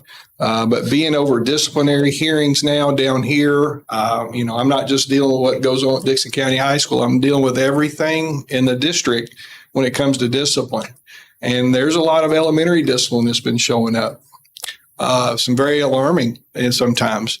And like I said, I can't discuss it, but having conversations with an elementary kid over things that you would just never dream that an elementary child is involved in is quite alarming. But at the same time, the kids that I've been seeing in these hearings are so pitiful. They're having so many bad circumstances that have happened with their dad or their mom or both, or nobody wants them. They're bouncing around schools because, somebody doesn't want that child. They're sending it off to another relative or another friend. And going back to the theme that I discussed earlier, we are called to be a wild card for that kid. And I just want you to know, although I can't talk about those problems, that these things go on every day in this building.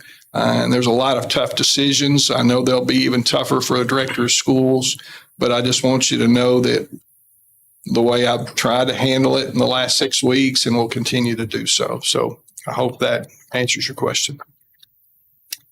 Tell us about the most important decision you've made in either your last or your current position And how did you involve the people who would be affected by that decision? The first thing that came to mind when I saw this question was COVID. And I hate to bring something like that back up, but it was I think it helps answer this question. We were all rocked when everybody got sent home and didn't know exactly what all that was going to look like. But I had to have a parent mindset when it got to be 4 weeks, 5 weeks, 6 weeks, and we didn't know if we was ever going to come back, 7 weeks, 8 weeks. Now kids that was loving spring sports and couldn't wait to do things in the spring, or a play or a choir event or homecoming, or not homecoming, prom, graduation. All of these things are coming around the corner, and we've got no answers. No one knew what was going to happen the next day. We had no idea. None of us had ever been through anything like this. But I was allowed to come to Dickson County High School 1 hour a week was all I could be in the building. And an administrative team would meet, and we tried to start coming up with ways, some thought processes, how we're going to handle graduation. Because a lot of people early was saying, well, we didn't know what was going to happen. We didn't know if we'd ever go back to school at one time. But parents were getting antsy when it was starting to become March, 1st of April, mid-April. We need to talk about graduation. Are we going to get to have graduation? Because the dream for Cougars is to walk down that hill. It's been a special tradition for 50 plus years, and no one wants to miss that. No one wants to miss their graduation at all. But that's a special thing that those kids felt like they deserved. We decided to start throwing out some dates. The original date, let's say, was May 20th. Most of us knew good and well that, or 15th, whatever the date was, that's probably not going to happen. But we went ahead and announced it to the public that I'll just say the 20th, for example. May the 20th, we'll have graduation. If we can't have graduation on May 20th, we'll have it June 20th. I'm just hypothetical dates. If we don't have it in June, we'll have it in July 15th.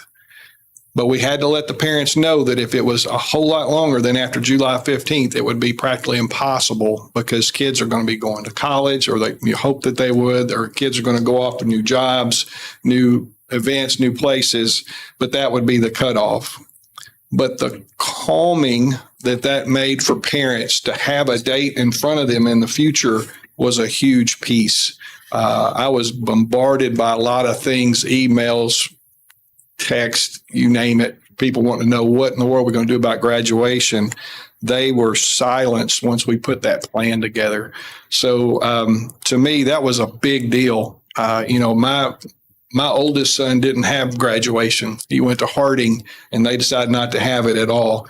And that boy is still bitter that he didn't get his college graduation. We took a picture of him and his graduation cap in a hot tub, and that was his graduation. That's all we could do. There just wasn't anything there. That university decided not to have it. We decided how are we going to make it work? Now, granted, I think that was the year of the 4 tickets. That was hard. Who's only going to have 4 members that want to come to graduation? But that was also the first year that our Cougar Nation network was strong, and they live streamed graduation. And I think at the time we had 1,100 people watch that live from all over the world, which was so cool that our kids pulled that off. But anyway, hopefully that answers your question.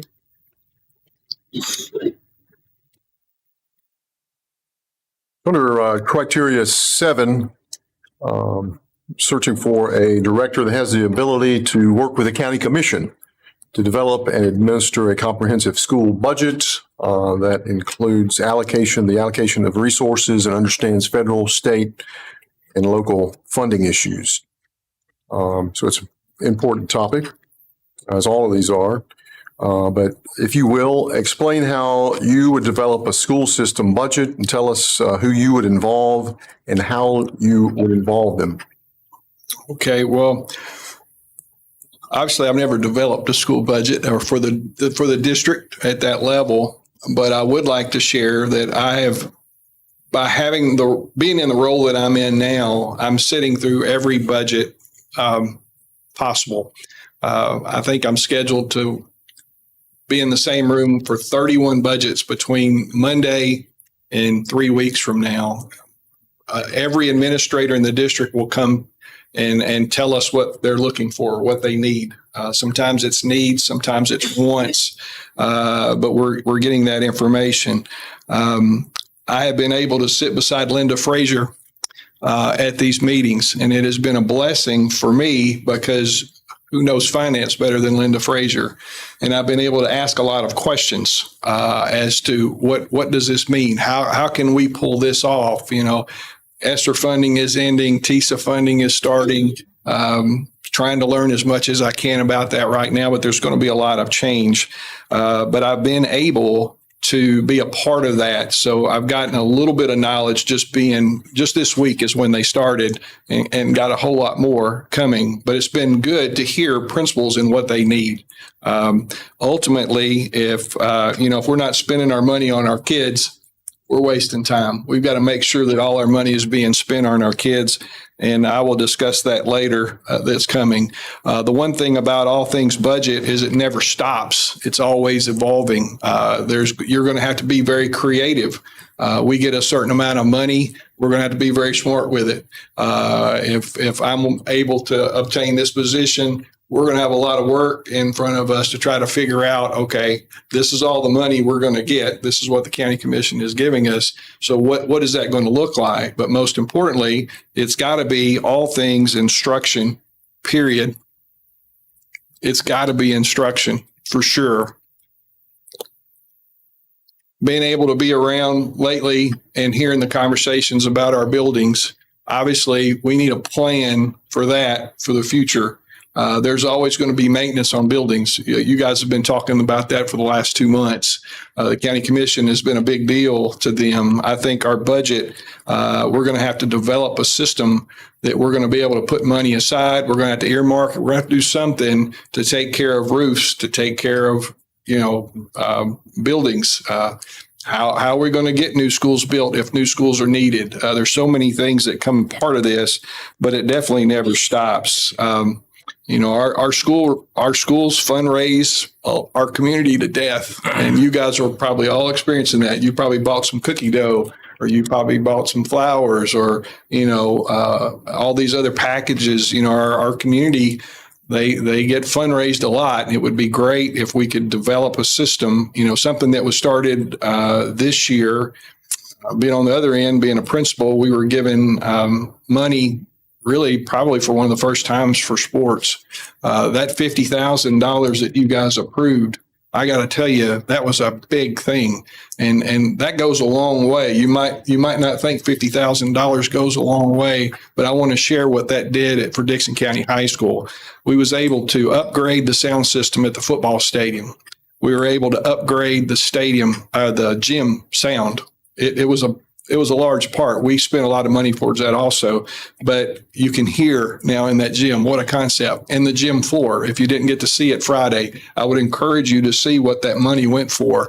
That floor I don't think it's ever been redone since inception. It may have been painted, it may have been refinished, but it has never been sanded down to bare wood, maple wood. It was beautiful wood. It was unreal what that looked like, but you need to go in that gym to see what that money went for. Creekwood, I don't know exactly what they spent their money for, but that's a big deal when we can put something like that to help athletics. If we can help, whatever the group. Obviously, you want to spend all your money or put your money towards instruction first, but those nuggets that was given was a big deal, and understanding that when you're planning a budget is important. So I hope that answers your question. Okay. What steps would you take to ensure school funds are spent wisely and accounted for properly in compliance with state and federal mandates? Okay, I think most importantly, everyone involved is going to have to stay in tune with all things state, any mandates that are coming across. We've got a big one that's coming across our district once again, I've been fortunate to be down here, and I hear these conversations that I wouldn't normally be abreast to. And you guys, I'm sure you know that in 2 years, our minimum pay's got to be at $50,000 for our teachers. That's a big deal. For our teachers in Dickson County to be able to start at 50,000, that's just a number that just sounds better. 49.99 sounds good, but 50 sounds a lot better. But we've got 2 years to get there. So it sounds like right now the plan is to maybe get half of that this upcoming year, and then the next year to meet 50. But what does that mean? And what are we going to have to do to get there is going to be a huge piece of the pie. But back to your question, we're going to have to be engaged with state, all the new mandates. This funding, it is in your packet in the back. I'll discuss that more. I think actually it's the next page. All things TISA is just like an information page right behind this page. But that's a whole new way of getting funds. And it's exciting. But it's still a challenge because we've got to learn all the nuances. And there's people in this building right now that are working to see what's that going to look like for our schools. CTE, the extra things that we can do in CTE can possibly give us more funds is the way I'm understanding it. So knowing all of that information is the best way to get the most money for our school system. And that's just one of the things. As a very, I hate to discuss it, but as a minute thing, I was over the biggest school in the district as a principal for 8.25 years. We always had to be very peculiar, but very smart with money. I was blessed to have a great bookkeeper that was in my ear all the time that made sure that we did things right. The stack of POs for us, might look like something like that. I'm sure they look like this in this position. But there's a lot to POs when you're starting dealing with audits. You've all been through an audit. There's a lot of things that you want to make sure you're doing right. So definitely surround yourself with people that know all this. Obviously, Ms. Fraser and her department, I think she is an unsung hero in that department. Most people have no idea what they know, what they do, what they keep up with. And it's amazing to me that you can probably ask Ms. Linda Fraser most any question, and she knows it. She don't even probably have to pull it up. So having people like her, we would definitely need to rely on the finance department for that question. What? Our board is dependent upon the county commission to fund the budget. How would you propose to gain their support? And kind of in addition to that, what would be your strategy to build and gain support for funding of a budget and or capital projects? Okay. I guess the best way I'll word this is it's a big circle of life. I think most of us saw the movie. I just went blank on the movie, but the song, okay. Thank you, Circle of Life. I was watching the county commission meeting at the last meeting, and they were talking about being, I think it was 16 EMT short in our county. That's a big deal. All of us are hoping that EMT shows up with us if we're sick or if something goes down. They're dealing with 16 EMTs that they can't fill the position because of money. Is what it sounds like. Our county needs a lot of things. We need a lot of things. I think first and foremost, I would want in this role, I'm going to go to war for our kids, whatever that means. I will be at your disposal, whatever you want me to do, whatever actions that we decided together, if I were to get this position. But ultimately, we got to go to war for our kids. Our county has a lot of needs. You look at the website and you see the money that's spent. I think that's on the next page also. But just on different things that are going on in the county. But I believe we can all come to a common ground. I don't think there's anybody on the county commission that wants to not do education right. I think maybe we just try some new techniques, new thought processes on how to get things done and accomplished. It's been a long time since I ran a business, but I've got common sense business principles. I wasn't successful in that business, but I can tell you every reason why I wasn't, and I know that. With this budget, I think that if we can come together and fight for our kids, I think that I believe we can get their full support. All right, thank you. Next item is number 8, eighth priority that's presented to us by the public. They ask for a director who fosters support, confidence, and pride within the community for the school system through timely information sharing and providing meaningful opportunities to be involved. Under that category, I have 3 questions. Number 1, how would you make certain the public knows and supports what's happening in our schools? I think there's so many avenues of media. We've just got to find the right one that'll cover all of our stakeholders. Everyone's not big on Twitter, X, or whatever you want to call it. Everyone's not big on Facebook. Everyone may not be Instagram people. Everyone might not be great with looking at a school website, calendars. But we've got to use all of those medias to get our parents' attention and let them know what's going on. School reach calls are great, but like we talked about earlier, sometimes they hang up on those. Sometimes it took me a while to figure out that if I sent one at 2:45 during a school day, our secretaries was getting bombarded because most people hung up, and then all of a sudden they're worried, something must be going on at school. What happened? So we get 100 calls. So in time, I learned that the best results, the great thing is we got off of School Reach, we got data to see who's hanging up, who's listening, who's getting the voicemail or whatever. And I found that over time at 5 o'clock was the perfect time to send a School Reach call. That was the fewest hangups of all the different times that I tried. But we've just got to get that information out there. I talked about Troy Williams and his Cougar report. Maybe, Mr. Forte has a lot of us on the radio. I don't know how many people listen to the radio, but it's another media. Maybe if we could put together a podcast, I wouldn't want to put this on anybody, but if it's a podcast that we could put videos out there on Facebook, on Twitter, if it did nothing, but it talked about all the communication that was coming up for that month, even if we just did one a month, that you could talk about a host of things and cover a lot of communication issues, maybe that's something that we could try. Obviously, I think going to or getting involved in chamber. I've never been involved in chamber. I was a long time ago when I had a business. That's been a long time ago. Chambers, clubs, civic organizations, I think they need to know what's going on in our school system. And they are the ones that'll go to war for us also if we get that information out there. So I think somehow trying to use all of that criteria and also the one thing that we try to do at Dickson County High School is try to promote as many positive things as we can possibly do. And you can't do enough of that. If you can brag on a child, and a parent gets to see their child on social media, it's incredible. We'll talk about our sign here in a little bit too, that LED sign.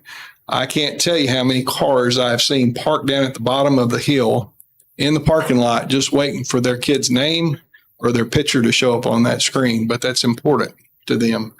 Some of these kids don't ever get recognized for anything. And if they ever show up on something like that, it's a big piece. So I think using all of these to try to help the public understand what's going on are big pieces to that. While this next question refers to your current position, I think it's very appropriate to answer it as the high school principal, if you have a better example for that. Cite an instance in your current position that demonstrates your ability to build confidence in the school. Well, I took a little different spin. I actually was going to talk about what I do now because if that's okay. Your choice.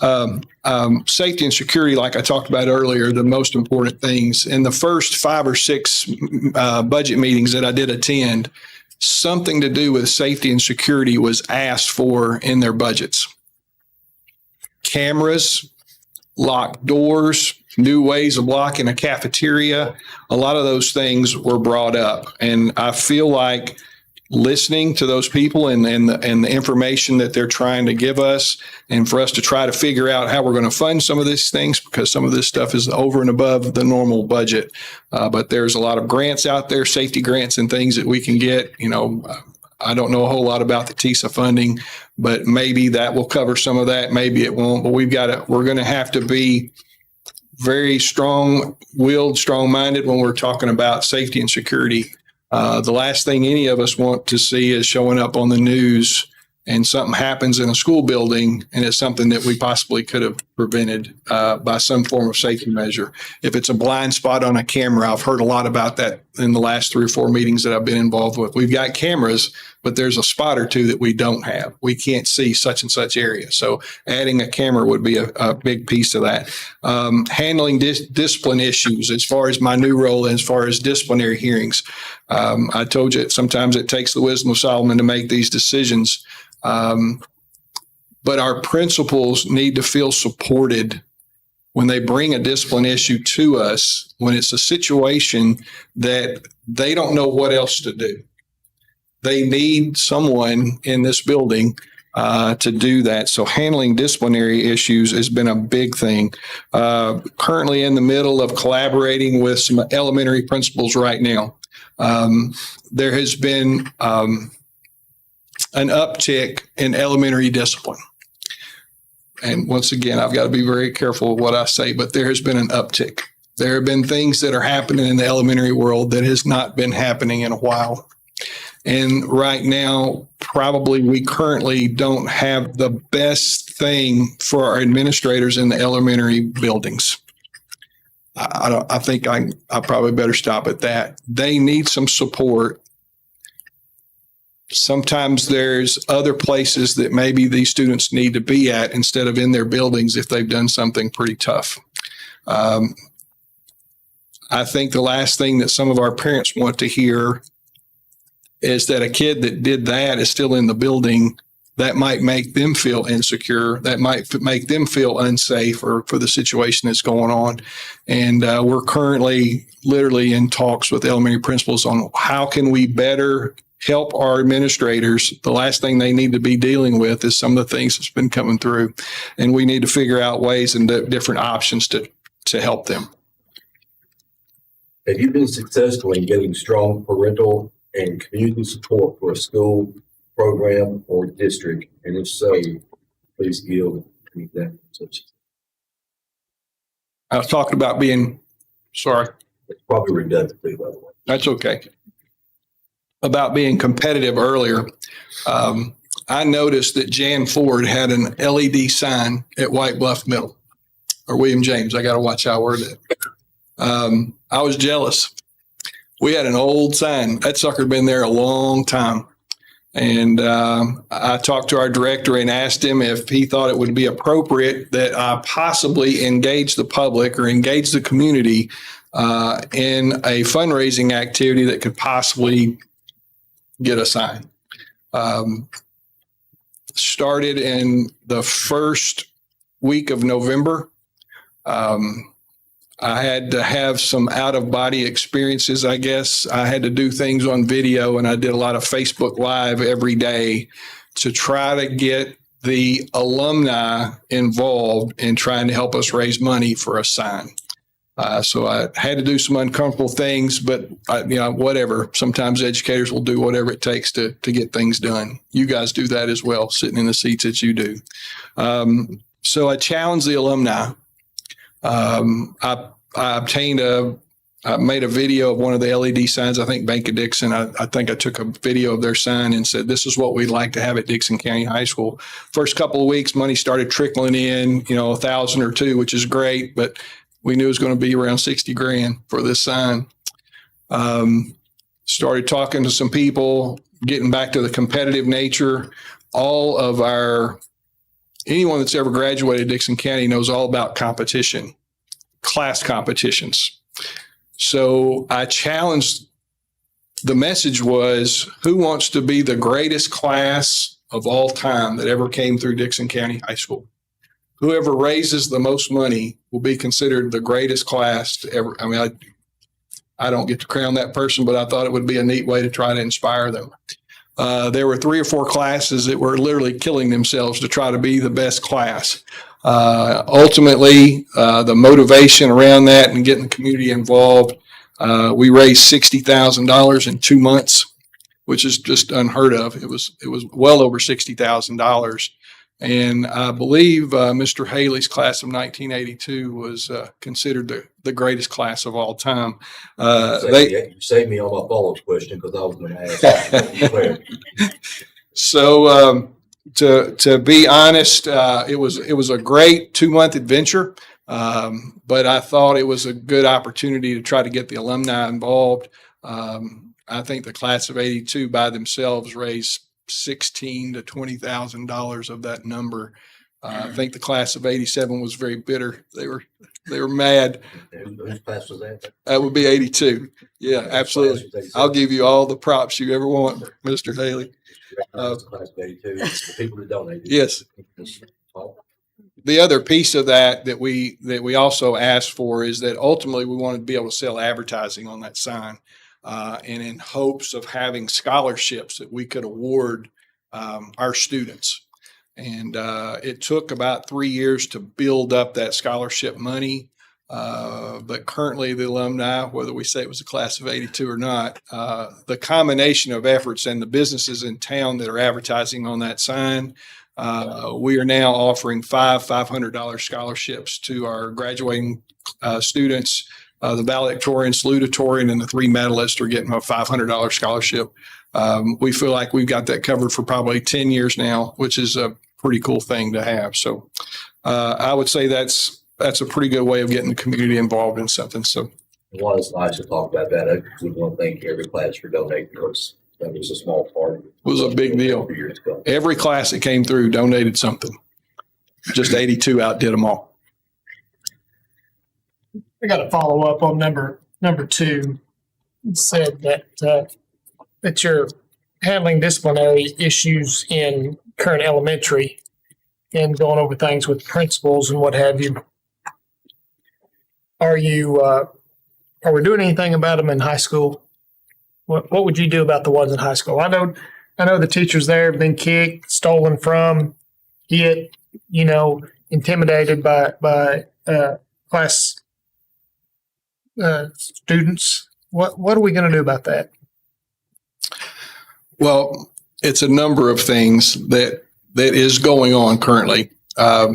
We have a great amount of student support specialists that are in every building. Dickson County High School, for one, has one specific person that's specifically what they do. And you're trying to prevent some of these habits from happening before they happen. You're also trying to give them some help after they make those decisions. That's one of the biggest things that we do when I'm talking about disciplinary hearings. We don't just write them off. We don't just send them away. We try to offer them help. That they're part of their deal is they'll have discipline contracts when they get back. They'll be on probations when they get back. But the biggest thing is they've got to go see someone to get help for whatever the situation. Once again, we can't talk about particulars, but I think that we have different avenues. We have our alternative school. We currently have policies that, you got a zero tolerance policy that will be 50 days for a student. Sometimes 50 days is a big deal, but for some, it just doesn't matter. You've got different things that happens that you have an alternative school setting to take care of them, but ultimately it doesn't fix all the problems. Sure. As an administrator, if you've got someone that's causing a lot of trouble, and if you can get them out of your building for 50 days, it's a blessing in some cases. The great thing also, the decision that you guys made and everybody involved around SROs, having SROs has made a huge difference. When I talked about the diversity earlier, back in that time, we didn't have SROs when that was first going on. Now SROs is a calming method. So a lot of stupid things don't happen. I'm sorry for using the word, but stupid doesn't happen as often. But the big thing is supporting administration. We have policies, we have procedures that everyone's supposed to follow. Most everyone in the district is very uniform when it comes to those things. But discipline is a problem for everyone in the United States, to be quite honest with you. But the biggest thing is trying to help them to prevent those things from happening again. Tell me if you agree or disagree Uh-oh. that collaborating with these current elementary principals and prioritizing some of the challenges that you have with those students, do you think that will help us at a high school level if we do this prioritizing at an elementary level? Do you think that will help us later? Are you saying using alternative school for elementary? No, I'm saying discipline in elementary schools. Do you believe or not that if we have good procedures and corrective procedures in an elementary school for any type of disciplinary actions that we might have to take, do you think once that is established as an elementary student, that will carry with them as they get into high school, will have a better disciplined and well-rounded student as they get into high school? Yes, sir. Okay. Yes, Thank sir. you for that. I'm sorry I had trouble getting that out the No, way I that's wanted, okay. but I wanted to. We just to follow up on that, Sure. we have people that are behavior specialists in the district. We have people that are focused on restorative practices is the common word that you would hear it called. I think for years we have all been using restorative practices. I didn't get angry at a child and just send him out of our building for 50 days and tell him to get out of here. I had a conversation with that kid. I would talk to these kids 10, 15, 20 minutes sometimes before ultimately every kid needs a consequence for making bad decisions. We've been using restorative practices for a long time, but restorative practices sometimes doesn't work on a high school kid. They're past that. It helps having supportive services like that, but definitely hitting them at an early age would be a big plus. I think that'd help us once they got into high school. Yes, sir. Thank you for that. Same thing going with the lower campus, what we're doing. You know, that setting for those kids is going to make a huge difference by the time they go up there. Thank you for that.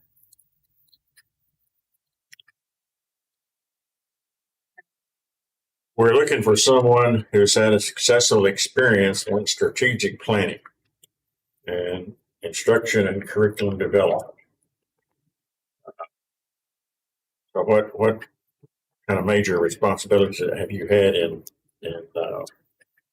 maybe not so much district-wide, just being a principal, but your school-wide?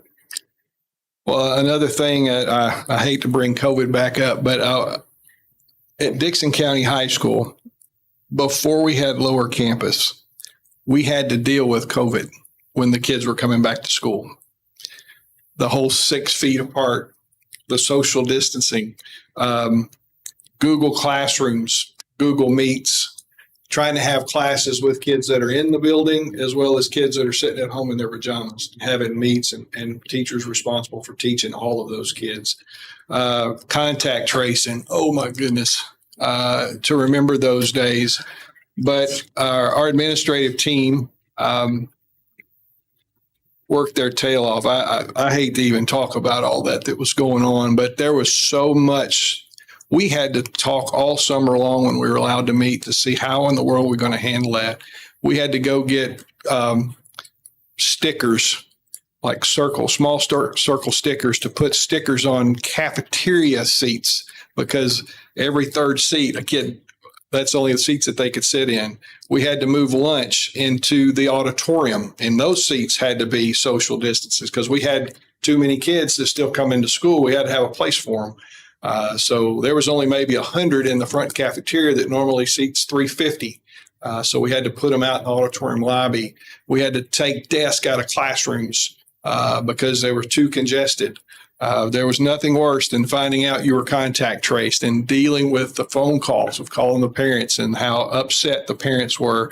But we had a great strategic plan. We had a great plan ahead of time. We made all teachers keep seating charts. It's funny to even talk about, but it was really important then, because if a child had COVID, the kid in that seat is supposed to be in that same seat every day at first. anybody that was in the area was going home. So somebody went down with COVID. There were 8 kids getting sent home because of one child getting COVID.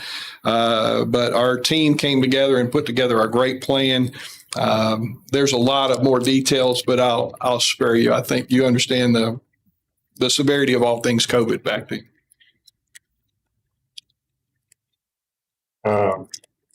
Have you had any experience with elementary curriculum and instruction?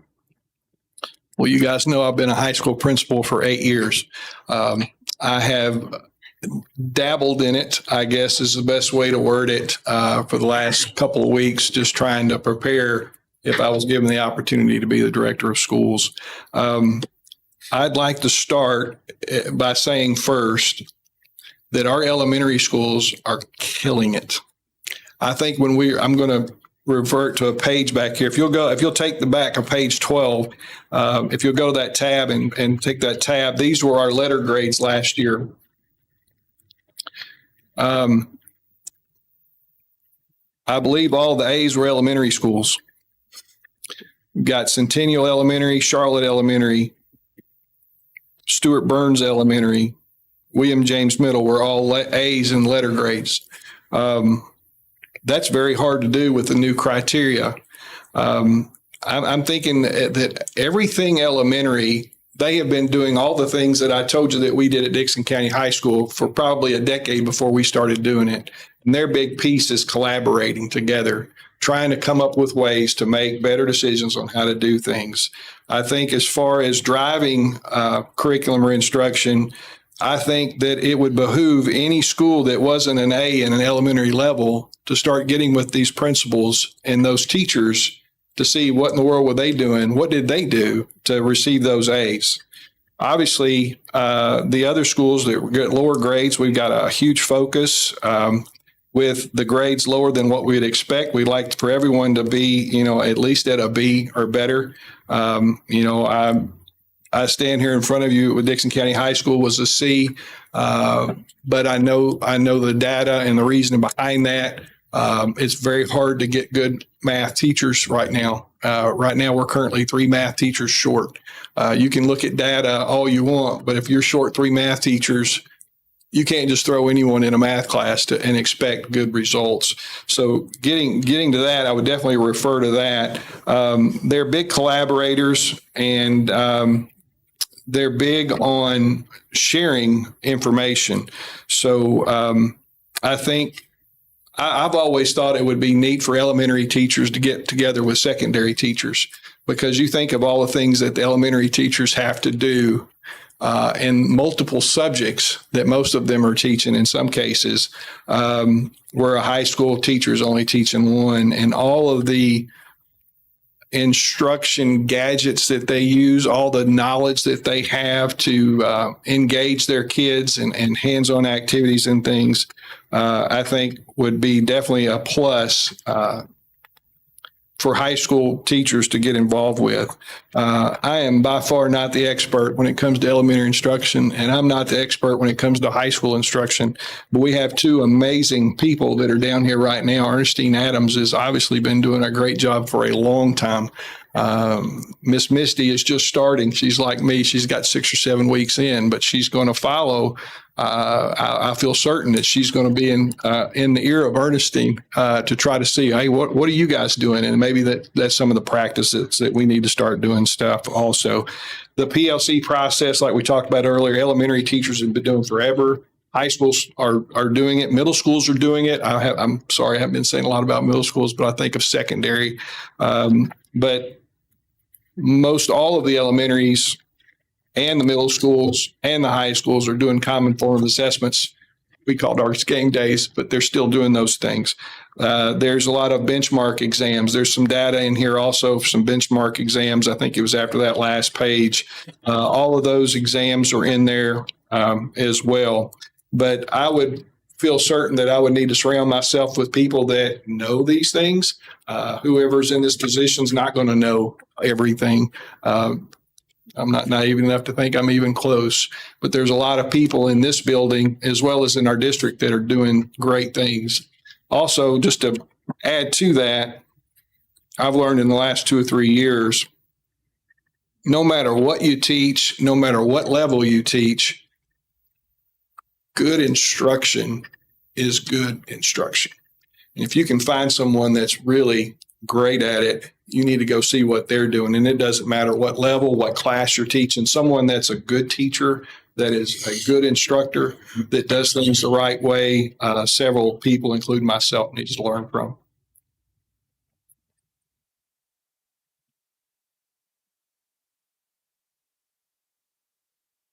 I'll follow up on that if I could. You saying that Dickson County high schools have been at a C for the last 2 years because of our math department? Not necessarily our math department, our math scores is what's bringing us down. Currently, we had 3 openings at Dickson County High School in our algebra. Currently, we only have 2 teachers when we should have 3, but we've never been able to hire a 3rd teacher. That teacher has to be a certified math teacher to teach a tested area subject, and we still only have 2. For whatever reason, we only have 2. I'm not pointing fingers at anything. We just have 2. This year, we had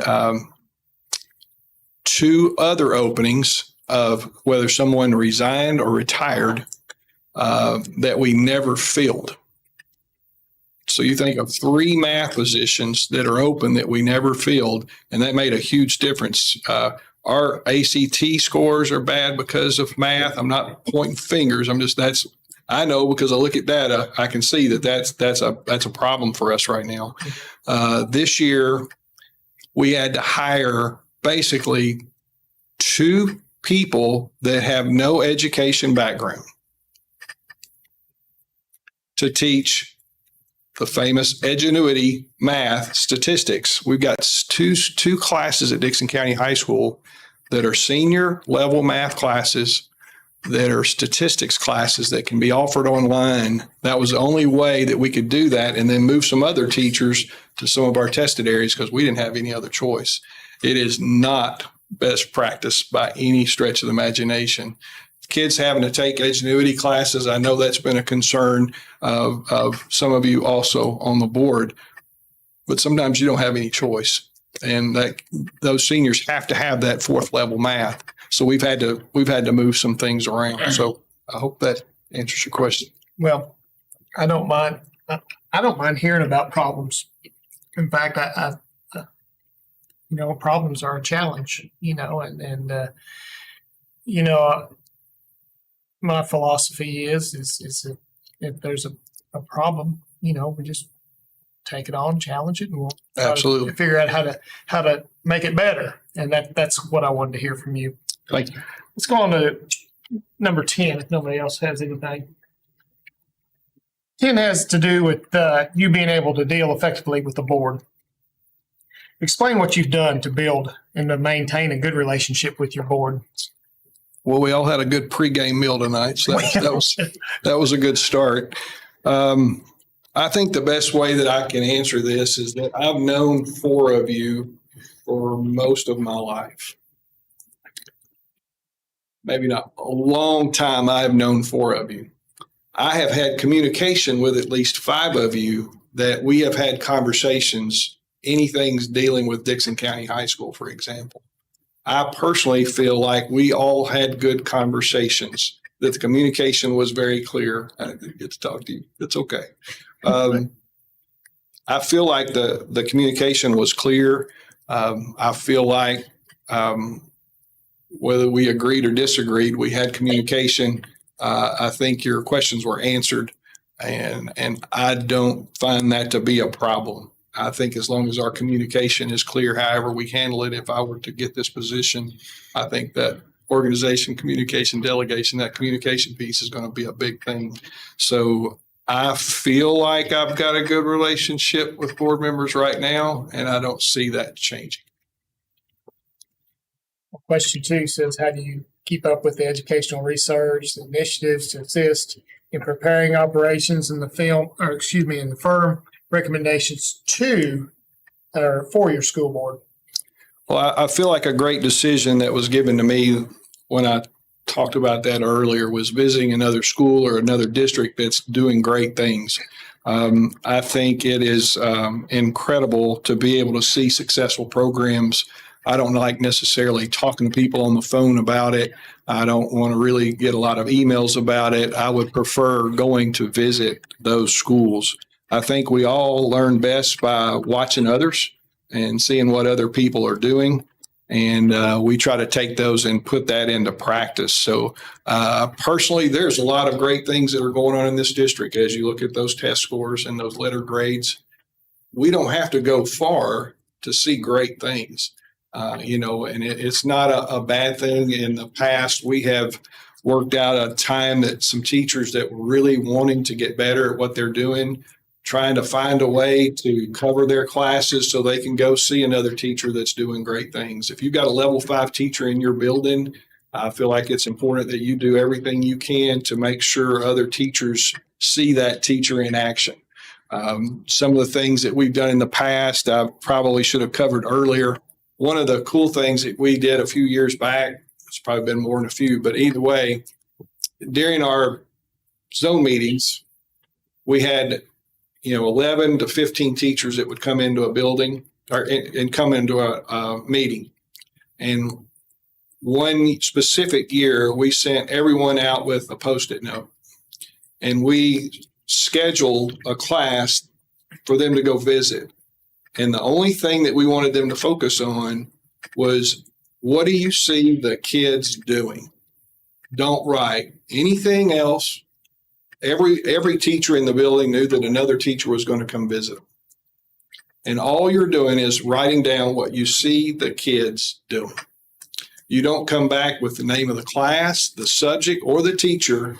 We just put it on a Post-it note, the activities that we saw or what we saw the kids doing. And then that teacher was responsible for bringing it back at the next meeting. And I probably added something that I shouldn't. This kind of put a little spill on it. But I asked the teachers to read what they saw. And then the group that was in there, we all voted on whether or not that was, say, a level 1, level 3, or level 5 activity. The competitive nature in that spoiled what could have been more productive, but it was very productive because teachers that thought that their activities were incredible found out that most people thought that activity wasn't really that good at all.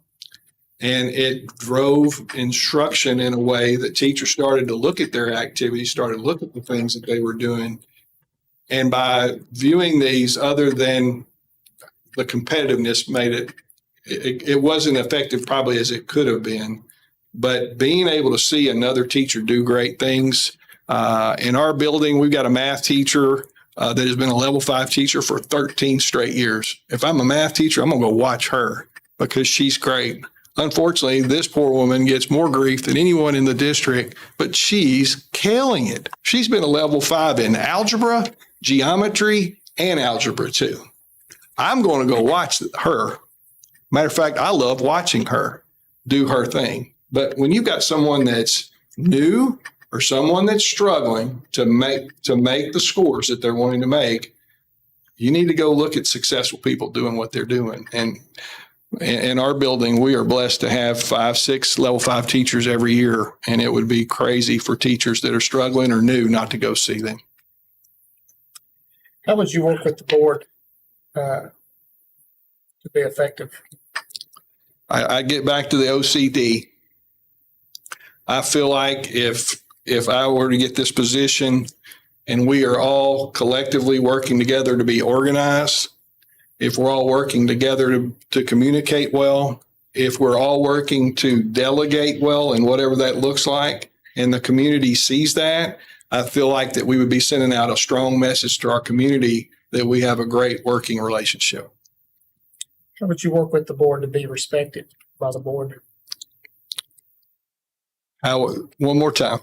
How would you work with the board to be respected? Be myself. I'm just an old country boy at heart, I guess, for most part, and I feel like that fills most of you in this room. I think if you want to go out and have some conversations with some of the people in the public, with some of the teachers that I was in our building, people that I've worked with in the past, I don't think you'll see or hear things that I wasn't someone that didn't try to do everything I could to work with people. So hopefully that will be the answer to what you just said. Well, there's several different things in that, question 3, but, it just has to deal with being effective with the board and making good decisions. We depend on you as a director of schools, to give us good information. And, whenever our director brings us good information, that we've got a lot of respect for that. Right. That's really a talent and it's a lot of hard work. And I think that's kind of what that question was getting at. And I appreciate you fighting through that. All right. Thank you. Yep. Mr. Holley, will you please describe your experiences managing multiple projects at a time, and the strengths you bring with that experience? Okay. As a principal, I usually got to school at 6 or 6:15 in the morning. I would do everything I could by 7 before we had an administrative meeting, and I'm juggling responses for emails, any type of communication, juggling, responsible for covering teacher subs. Our admin team would meet every morning when we were 3 subs short. You're trying to figure out before the day starts, we have 3 teachers that aren't going to be there and there's no subs to cover them. What in the world are we going to do? Discipline problems that we talked about earlier. It's very hard. The other part of that is principals find it hard to be instructional leaders because they're stuck in their office sometimes all day long. You're lucky to get out into a classroom sometimes. I listened to a principal the other day for the first time in her career to this point has not been able to do any walkthroughs. And that's just not an observation, just going to visit a classroom. And she was in tears that she wasn't able to do a walkthrough. I personally juggle a lot of things. In the 6 weeks that I've been down here, we discussed earlier, I'm not at liberty to talk about, I've been juggling a lot of things that I've never done before. And it's been a great learning experience. But it doesn't stop. It's just part of the job. So you have to figure out how to handle. You got to use your strength, but you also got to delegate it sometimes, and if it gets overwhelming. What do you consider the top 3 assets for helping schools with achievement levels, and what does that look like? I think probably now more important than anything is teacher retention. I know you guys have been discussing it at board meetings. You've asked Ms. Hall to provide some more reports on HR to try to figure out new surveys, new papers on the way out of why they're leaving for whatever reason. But I think teacher retention, I think the 50,000 will help once we get there. But once again, we all know that money's not the only motivator. We're going to have to, have an open mind to things to try to keep teachers and what can we do to keep teachers around. I think school culture is a big thing. To keep teachers in a building, they need to feel comfortable with whoever is their administrator. I think that's a big thing, culture in a building and how an administrator, runs a building, how a director down here runs their program and everyone that's under them. I think that's a big deal. And then to me, safety and security, because of what I'm in now, I see that more than anything. I think that's a big thing. I don't think any of us want to see our name or any school's name in the paper for something that's happened that, that we could have prevented. So I feel like I said earlier, I'm sorry to repeat saying some of the same things, but we've got a lot of rock star teachers in our district, whether it's elementary, whether it's middle, whether it's high school.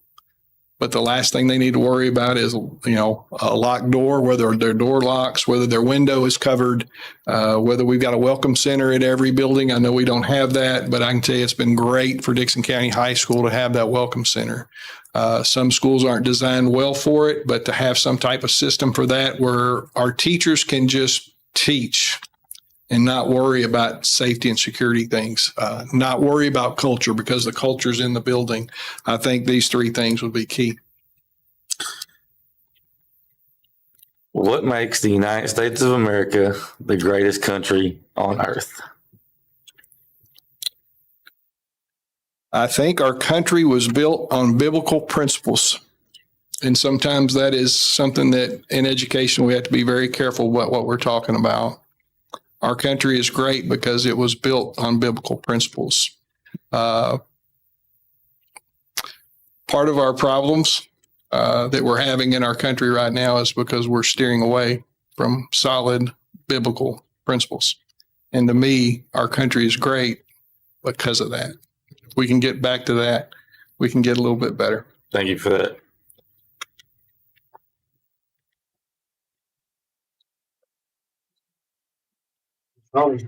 Couple follow-up questions. What's the duty and responsibilities of the school board? Okay. The director, whoever that would be, you're responsible for finding one, and you're their boss. Approving tenure, I believe, is another. Agreeing with the director that if someone brings you someone that they feel like should earn tenure, that's one of the four things, I believe, if I haven't forgotten one. Approving a budget, handling all things budget is a key to that. But approving a budget is the third, and I just went blank on the fourth.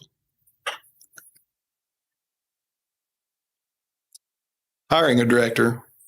It's not this, it's just generalization. So, Okay.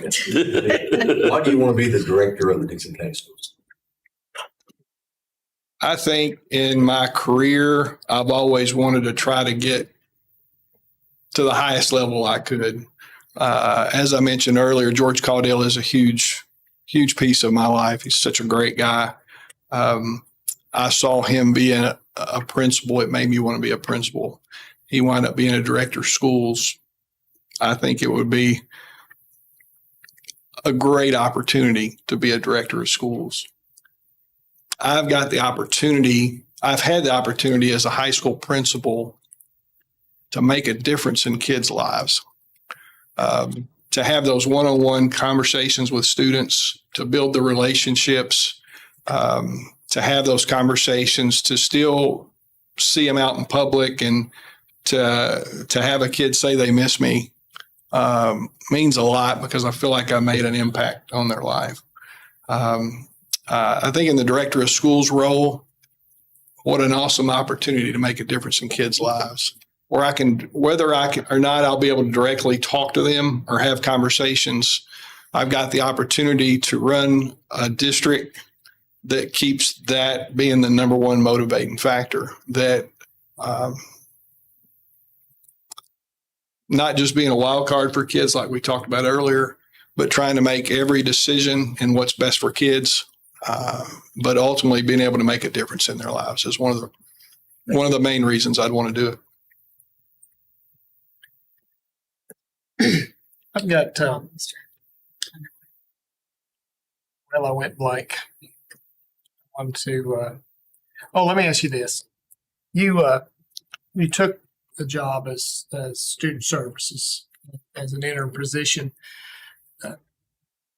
What's your thoughts behind that? Why did you take that job? I mean, it seems to me, from the outside looking in, that's a big risk to go from a high school, permanent job to an interim job that if you get director, might be good. But if you don't get director, you have no guarantee that will be your job or that you could go back to your high school. So what was your thought process as you were offered that opportunity?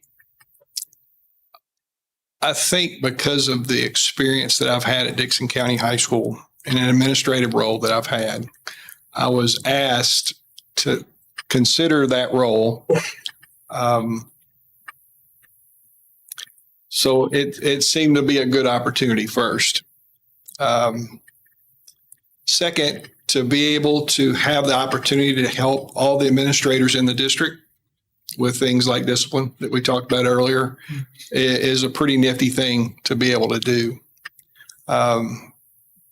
Personally, being a principal at Dickson County High School can be tough at times. And when I first took that role, I never thought about being the principal for 8 more years after then. But it's tough. The time, high school principal, I usually got in at 6:15 at the latest. Ball games, concerts, choirs, plays. This club wanted to meet. This person wanted to see me somewhere. And I needed to be at all those things. Because if I cared about kids, I needed to be there. That's a lot of time. I know if I was the director of schools, there's going to be a lot of time, and that's not going to change. But the job changes, I guess. But I was looking for opportunities. Get back to your question. I, for the last 2 or 3 years, have been in talks with this building, basically letting them know that I was interested if something came up, if they felt like it was something that I could do. I don't want to do something. I love doing what I was doing at Dickson County High School. I miss those kids and I miss my family of teachers more than anybody ever knows. It's hard I'm going to try to finish this without breaking up. Okay. That's been so hard. But having the opportunity to help other administrators when I first started, I was calling Mr. Sorrells often because I didn't know. There's a lot of things I didn't know, but there was a lot of things that I did. And my calls have slowly decreased where I'm not calling so often on certain things. But it was an opportunity. It was a big risk. But in the back of my mind, I had conversations that I was interested in possibly this position also. So I knew the time down here couldn't hurt. If it was, whether it looked good on a resume, it didn't matter to me. But what mattered to me is that I was gaining more experience either way, and learning something new, to be honest with you, is always incredible for me to do, to be able to learn something new. And all I've been doing since I've been down here is learning something new. I know being the director of schools is going to be new. All right. I know it's going to be a lot of new, but I do feel like if I were to get this position and we work together, that we can get a lot of great things going for our district and keep it rolling. So it was a risk, but hopefully that answers your question. Well, I guess you've got a 1 in 4 shot, Right. at getting Right. a direction position, and I want to make sure that whoever gets it respects the other candidates, and I feel like you will. But I just wanted to know kind of your thoughts behind taking that job and the risks there. So I appreciate you sharing that with me. Well, I also want to add that I've known Miss Christy Sutherland for a long time. We go to church together. I've known her for a long time. I've known Corey Duke for a long time. We have a good relationship. We have all been texting each other, wishing each other well, encouraging, do your best. We know you're going to do a good job. And I don't think any of us will have a problem working for the other, if whatever that turns out to be either. I appreciate that. Thank you. Questions? Do you have any closing comments you'd like to make that you maybe didn't get asked about? I just wanted to share one thing. I don't know if you guys have really delved into this, but while I was looking at some data, if you look at that tab 12, the second page, I thought I was trying to see all things budget and just try to see what things look like. And this was kind of I think a proud moment for me to see. And I didn't know if you were aware of this, but if the data is correct, and I looked at two websites aren't always, but they were government websites, and this is what surrounding districts in our area are spending per child in each district. And would you have ever thought that if this data is right, and most people would probably say I was crazy for saying this, that we're actually spending more money on our kids than Williamson County is? I knew you was going to say that as soon as I looked at that. But when I looked at, like, I believe we're like number 20 in total population as far as a district. And I looked at schools, systems, 15 above us, the 5 above us, and the 5 below us. And I believe, if I'm correct, only 1 out of those 9 spend more on their students per student money than we do. And I just thought that that would be an interesting tidbit to share. What do you want us to glean from that? I think it's a proud moment. I think a lot of people think Williamson County would spend $10,000 more than we would on each child, but they don't, if this data is correct. So that's one thing. And I do have one other question. I know it's been a long night, It's all right. but I think in interview 101, it'll always say, if you don't have a question, you're not prepared. So I'd like to ask you a question. If I were to get this position,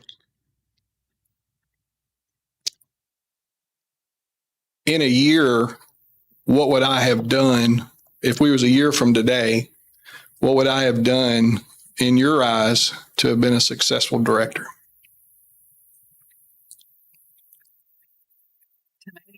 Get a good communication,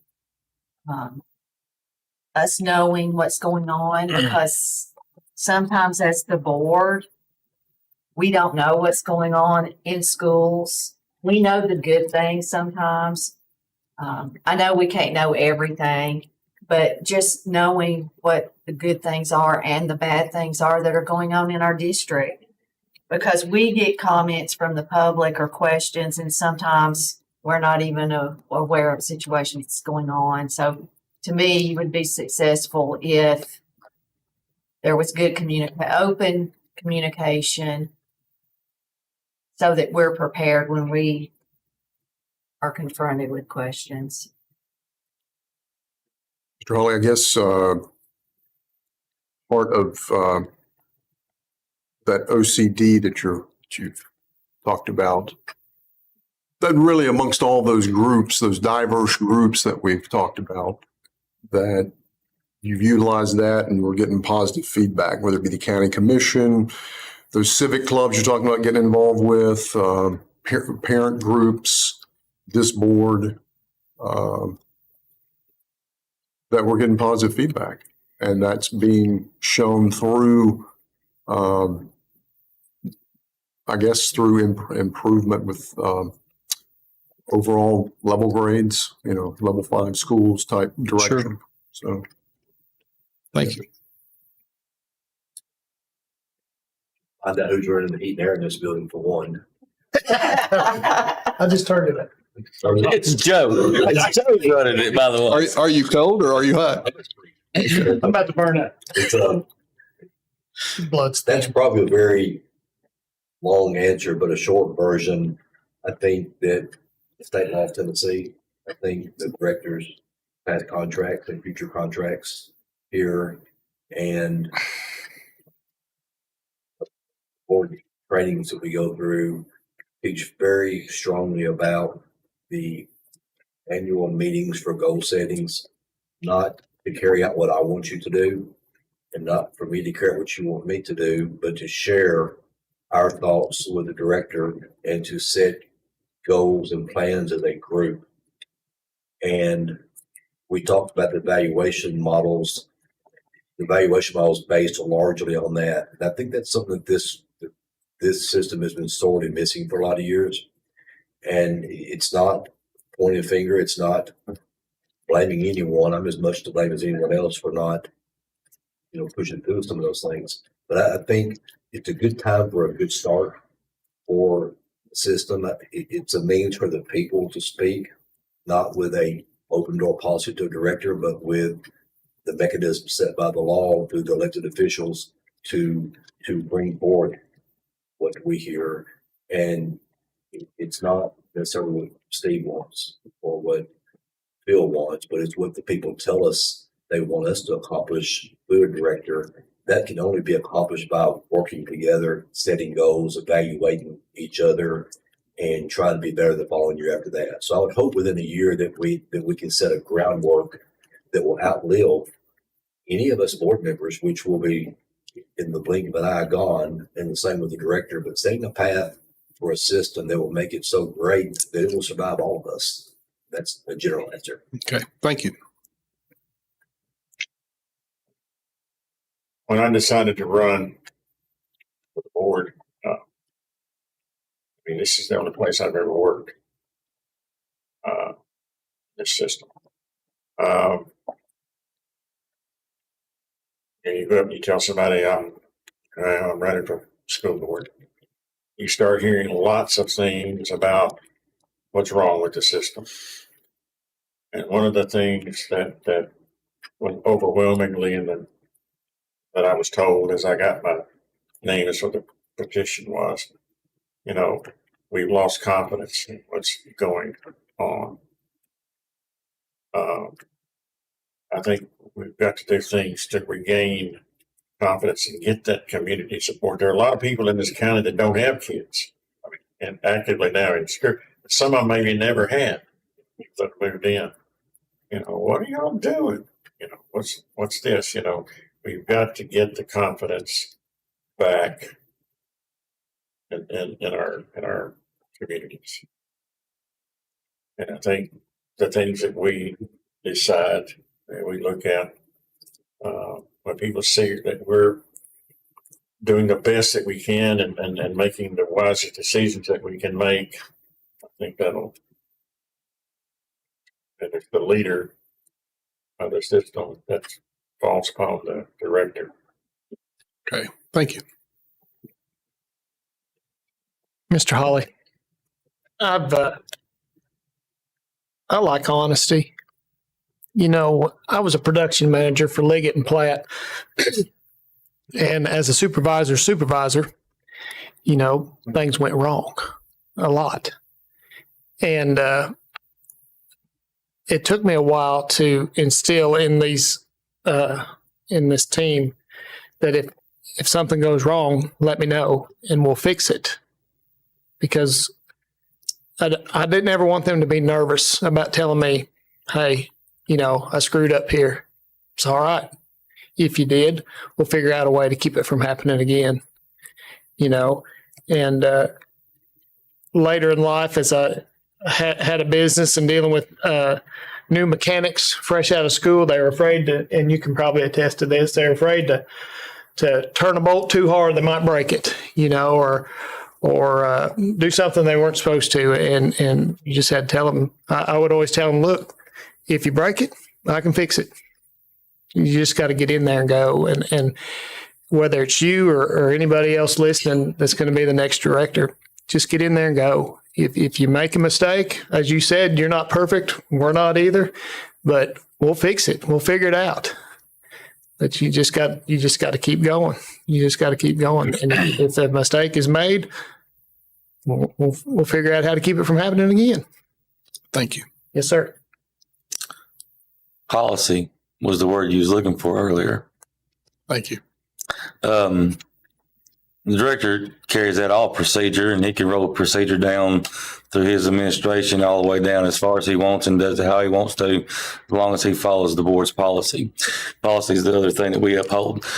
I can't, Mr. Haley took most every word out of my mouth that I was going to get to when we're talking about the board's plan. And that if you're asking the question on what I would like to see in the director in a year to call it a success is a board's and a director's plan. And when you take that plan, and we don't have to get it done in a year, we don't have to get it done in 10 years. We have to work toward it every day, though. And as long as we're working forward together with that plan and communicating that we come up with this, whether it be a capital outlay budget or a budget plan or a building plan, whatever our plan is that we're working on together and we're moving forward to make our school system a success. That would be what I would call a success in a year. Thank you. Thank you for being here. Thank you guys for the opportunity. It's been a pleasure. We have one more interview tomorrow night at 6:30. We hope to see y'all that have hung in here with us every night. Well, we adjourn. They look